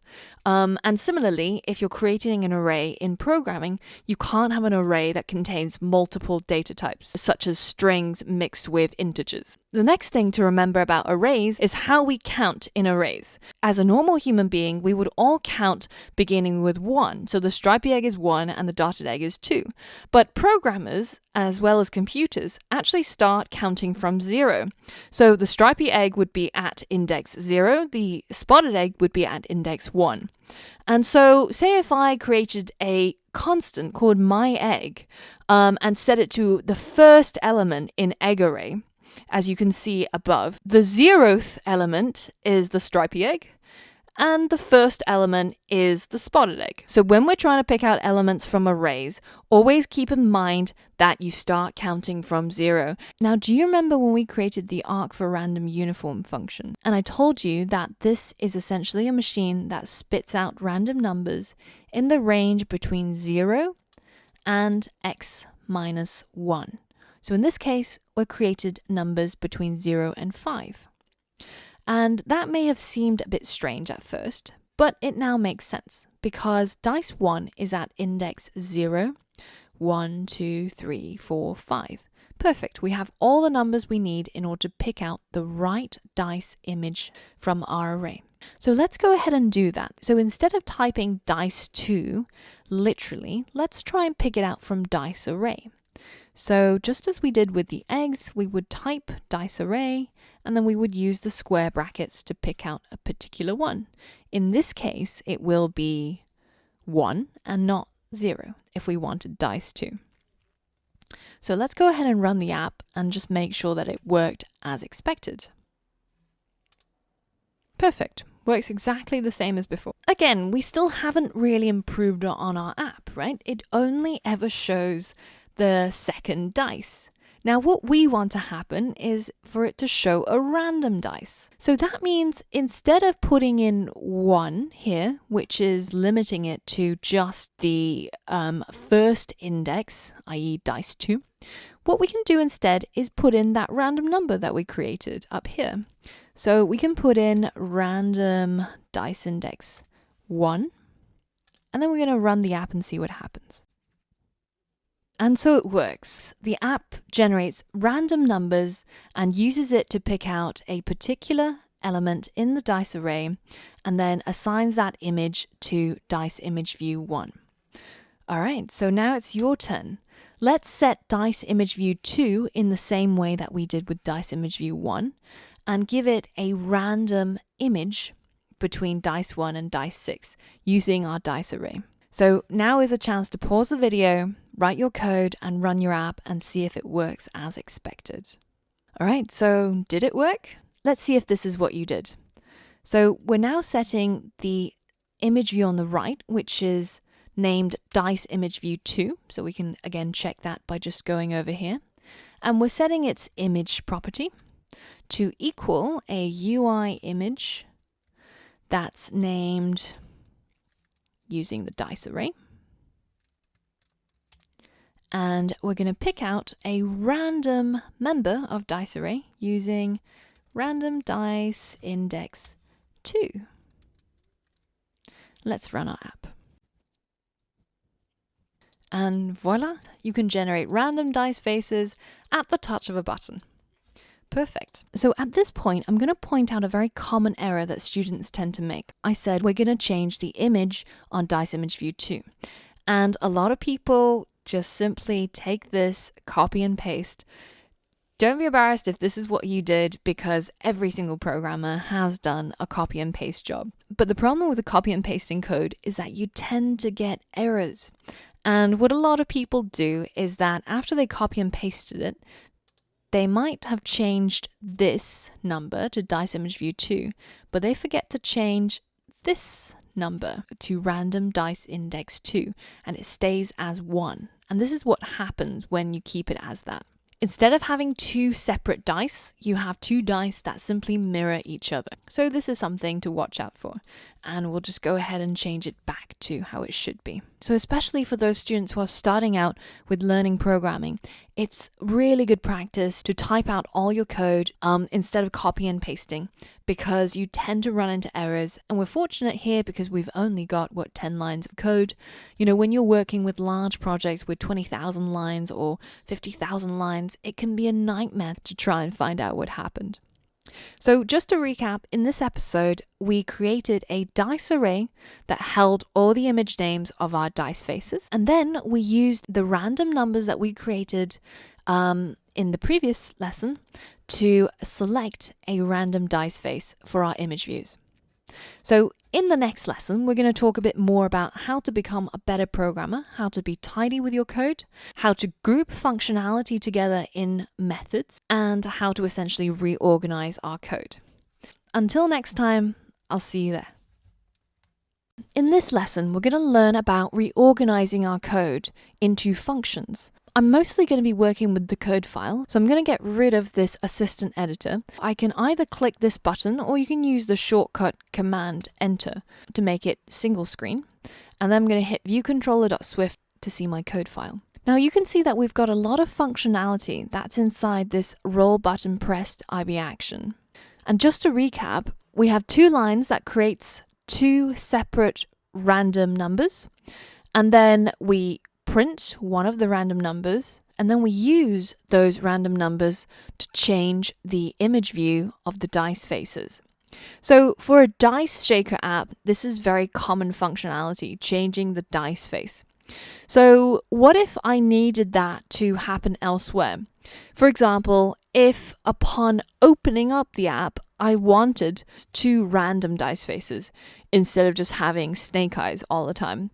Well, then I would have to put it within the viewDidLoad. And this is a function that only gets triggered at the time point when the view or when the screen loads up. So this is the perfect place to put in the code that's required to generate a new set of dice faces. Now I can either essentially copy all of this and paste it in here. And if I run it, you'll see how it works. So immediately upon the app loading up, we already see a random set of dice faces. And when I press the roll button, it'll continue to give me new random dice faces.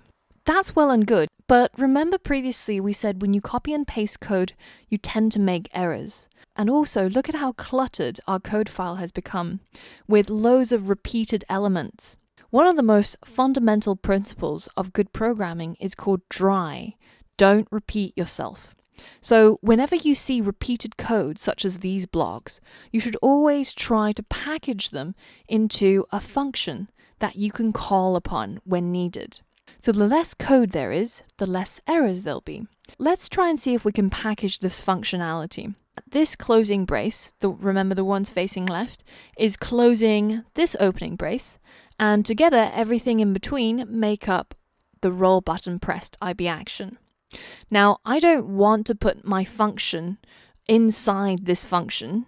That won't work. So instead, I'm going to hit enter and make my new function beneath it. So here, in order to create a new function, I use the func keyword in Swift, and then I'm going to give it a name that describes explicitly what this function achieves. In this case, I'm going to call it update dice images. Now, of course, you can name your variables and functions however you like, but just remember to give it a name that is explicit, and when another programmer comes along and looks at your code, they can easily understand what your functions achieve. So I think this makes sense, update dice images, because this block of code essentially generates random numbers and then updates the image views. So then I'm going to add 2 parentheses. So nothing goes inside these parentheses. In the Introduction to Swift programming lectures, we're going to learn a lot more about functions and their variations, and you're going to understand what these parentheses are for. But for now, we're going to leave them empty. Now I'm going to open a curly brace, and this is the moment when one of the most common programming errors gets generated. So now that I've opened this curly brace, if I leave it as it is and I click away, this closing brace, which used to close the entire class, now becomes the closing brace for this update dice images function. And the class no longer has a closing bracket, which is why there's this error that says expected declaration, which makes absolutely no sense whatsoever. But it's actually telling you that your class was opened but was never closed. So to avoid this error, whenever you find yourself typing the open brace, always hit enter straight away. That way, Xcode automatically generates the closing brace for you, and all is well and good with your code. So just remember that little tip to avoid these curly brace associated errors. Okay, so let's check. Great. So this closing brace closes this opening brace, and everything in between is going to be the functionality of our update dice images. So I'm going to take all of this code and then I'm going to cut with Command X and paste into here. Now, of course, you can type it all out for practice as well, but just to show you, it's exactly the same as what used to be in roll button pressed. And I'm going to get rid of this print statement because it was more for us to find out what random dice index was rather than having any sort of useful functionality. And I'm going to give my code a bit of space so I can see easily at a glance what it does. Okay, so now that we have this function called update dice images, we can now use it everywhere where we need this functionality. So we can get rid of this code inside viewDidLoad. And instead, we can make a call to the function update dice images. As soon as I start writing update, Xcode will give me a suggestion, then just hit enter or tab for it to insert it in there. Always try to save yourself work by getting Xcode to insert these function names or variable names. On one hand, you save yourself a bit of time typing. Secondly, you save yourself spelling errors. And because we're dealing with computers, the uppercase and lowercase matters a huge deal. If you typed update dice images with a lowercase d, the computer won't know what the hell it is that you're talking about because it only knows update dice images with a capital D and a capital I. So let's change that back to that. And you can see that the code highlighting goes from black to, when it recognizes, to this kind of indigo color. So whenever you have bits of code that's not got the proper code highlighting, always be wary that there might be a problem with it. So currently when the view loads, we're going to update new set of dice faces. And also when we press the roll button, we want to update a new set of dice images. Now I'm also going to call the method over here. Now, at the moment, I'm using the words methods and functions pretty much interchangeably. They are different, but the difference is mostly academic. For all intents and purposes, it's okay for you to assume that they're the same thing for now. In a later module, when we start talking about objects and classes and the fundamentals of object-oriented programming, we'll then tease out the difference between methods and functions, objects, classes, etc. So for now, all we have is a call to the method update dice images within viewDidLoad and another call to the method within roll button pressed. So let's run this app again, and if we did everything right, the app should look identical to the last time we ran it. Okay, so initially on loading up, I get a random set of dice faces, and also when I press the roll button, I get random dice faces. So the functionality of our app hasn't changed at all, and that's because we haven't added any new functionality. All we did was tidy up our code and group together all of that functionality within update dice images. And then we called it in viewDidLoad and we called it in roll button pressed. Now remember, when we create variables, we use the var keyword, and when we create functions, we use the func keyword. But when we subsequently decide to change the value that's held inside a variable, we don't use the keyword anymore, right? So we just simply say random dice index and then set it equal to a new value. And similarly with functions or methods, when you call it, you don't have the func keyword. Notice the difference between when I call to use the method and when I create it using that func keyword. So what exactly is so great about functions anyways? Why do we bother creating them and using them instead of just typing out and putting the code where we need? Functions are a great way to group together similar commands. Now, for example, if you wanted me to get you some milk and I was a robot, you would have to tell me line by line how to execute this action, right? I would first probably have to take money, open the door, close the door, walk forwards, turn right, walk some more, turn left, go inside the shop, etc., etc., etc. You know, this will be hundreds of lines of commands so that I can achieve just this simple task of getting milk. Now, would you want to write out all of those commands every single day if you needed milk? No, that's why we package all of these commands into one function called getMilk, and we stuff all of those individual commands inside, so whenever we call the function getMilk, the robot will automatically know to execute everything that's inside. So coming back to our Dicey project, that's exactly what we did. We had these 4 lines of code which performs a very simple functionality of updating the dice image faces. And then we've essentially just called this method every time we needed it.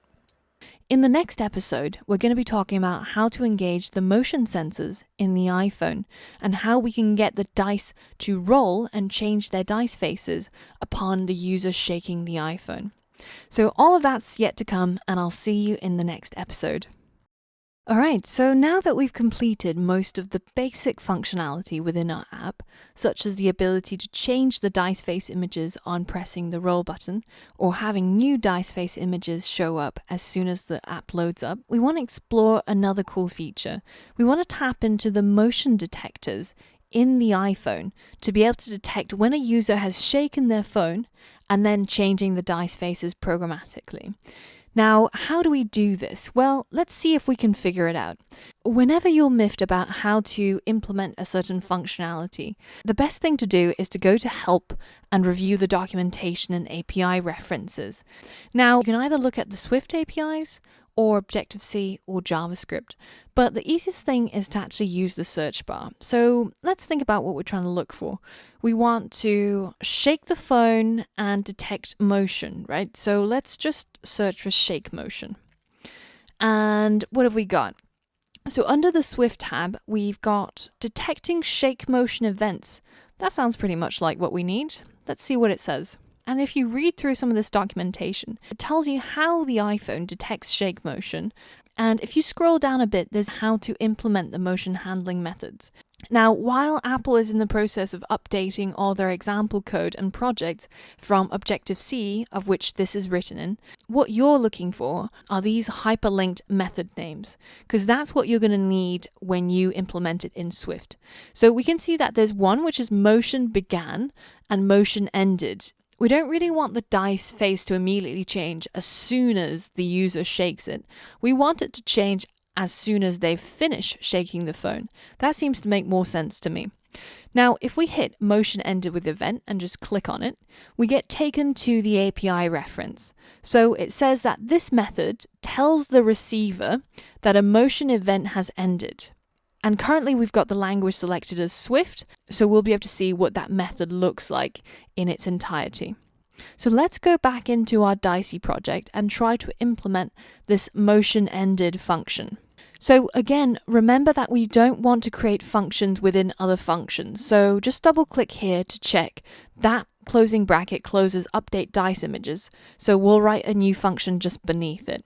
So let's start typing the function name that we saw just now, which is called motion ended.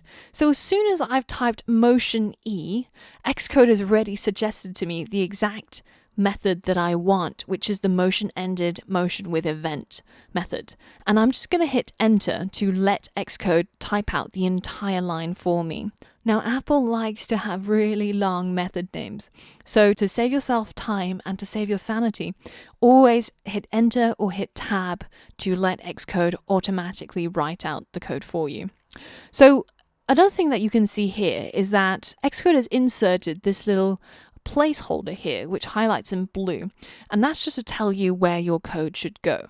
So you can go ahead and select it and delete it, and in here we're going to be putting in what we want to happen once the motion has ended. So what do we want to happen? Well, we want to change the dice faces. So I'm going to let you guys pause the video here and figure out how to update those dice images.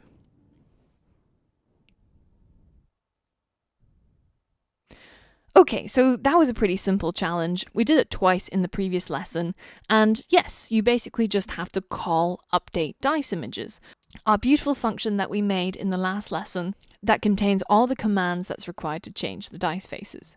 So inside here, I'm going to give myself a bit more space, and then I'm just going to type update dice images. There you go.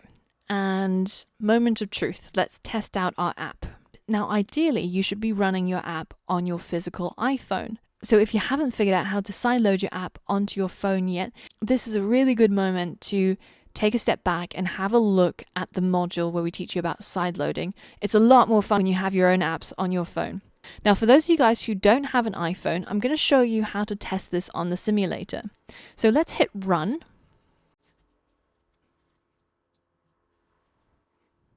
And let's just check to make sure everything else is working as intended. So we've got random dice faces upon loading up of the app, and that's because of our call to update dice images within view did load. When I hit the roll button, I get new dice faces working as intended. And now if I want to test out the shake gesture in my simulator, of course I can't shake my Mac. That would be crazy. So don't do this. Don't do this.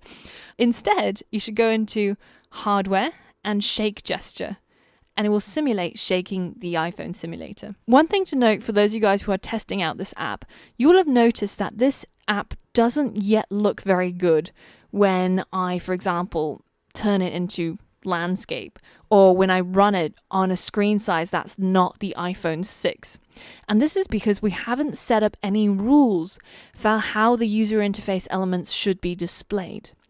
In a future module, we're going to dive deep into auto layout and learn about how to make our app look beautiful on every screen size and orientation. So don't worry about that. In this module, we introduced a lot of new programming concepts, and it's far more important to focus on those for now. And so there we go. We've created a Las Vegas dice shaker app that responds to both taps and shake. And in the process, we learned how to link up our design with our code.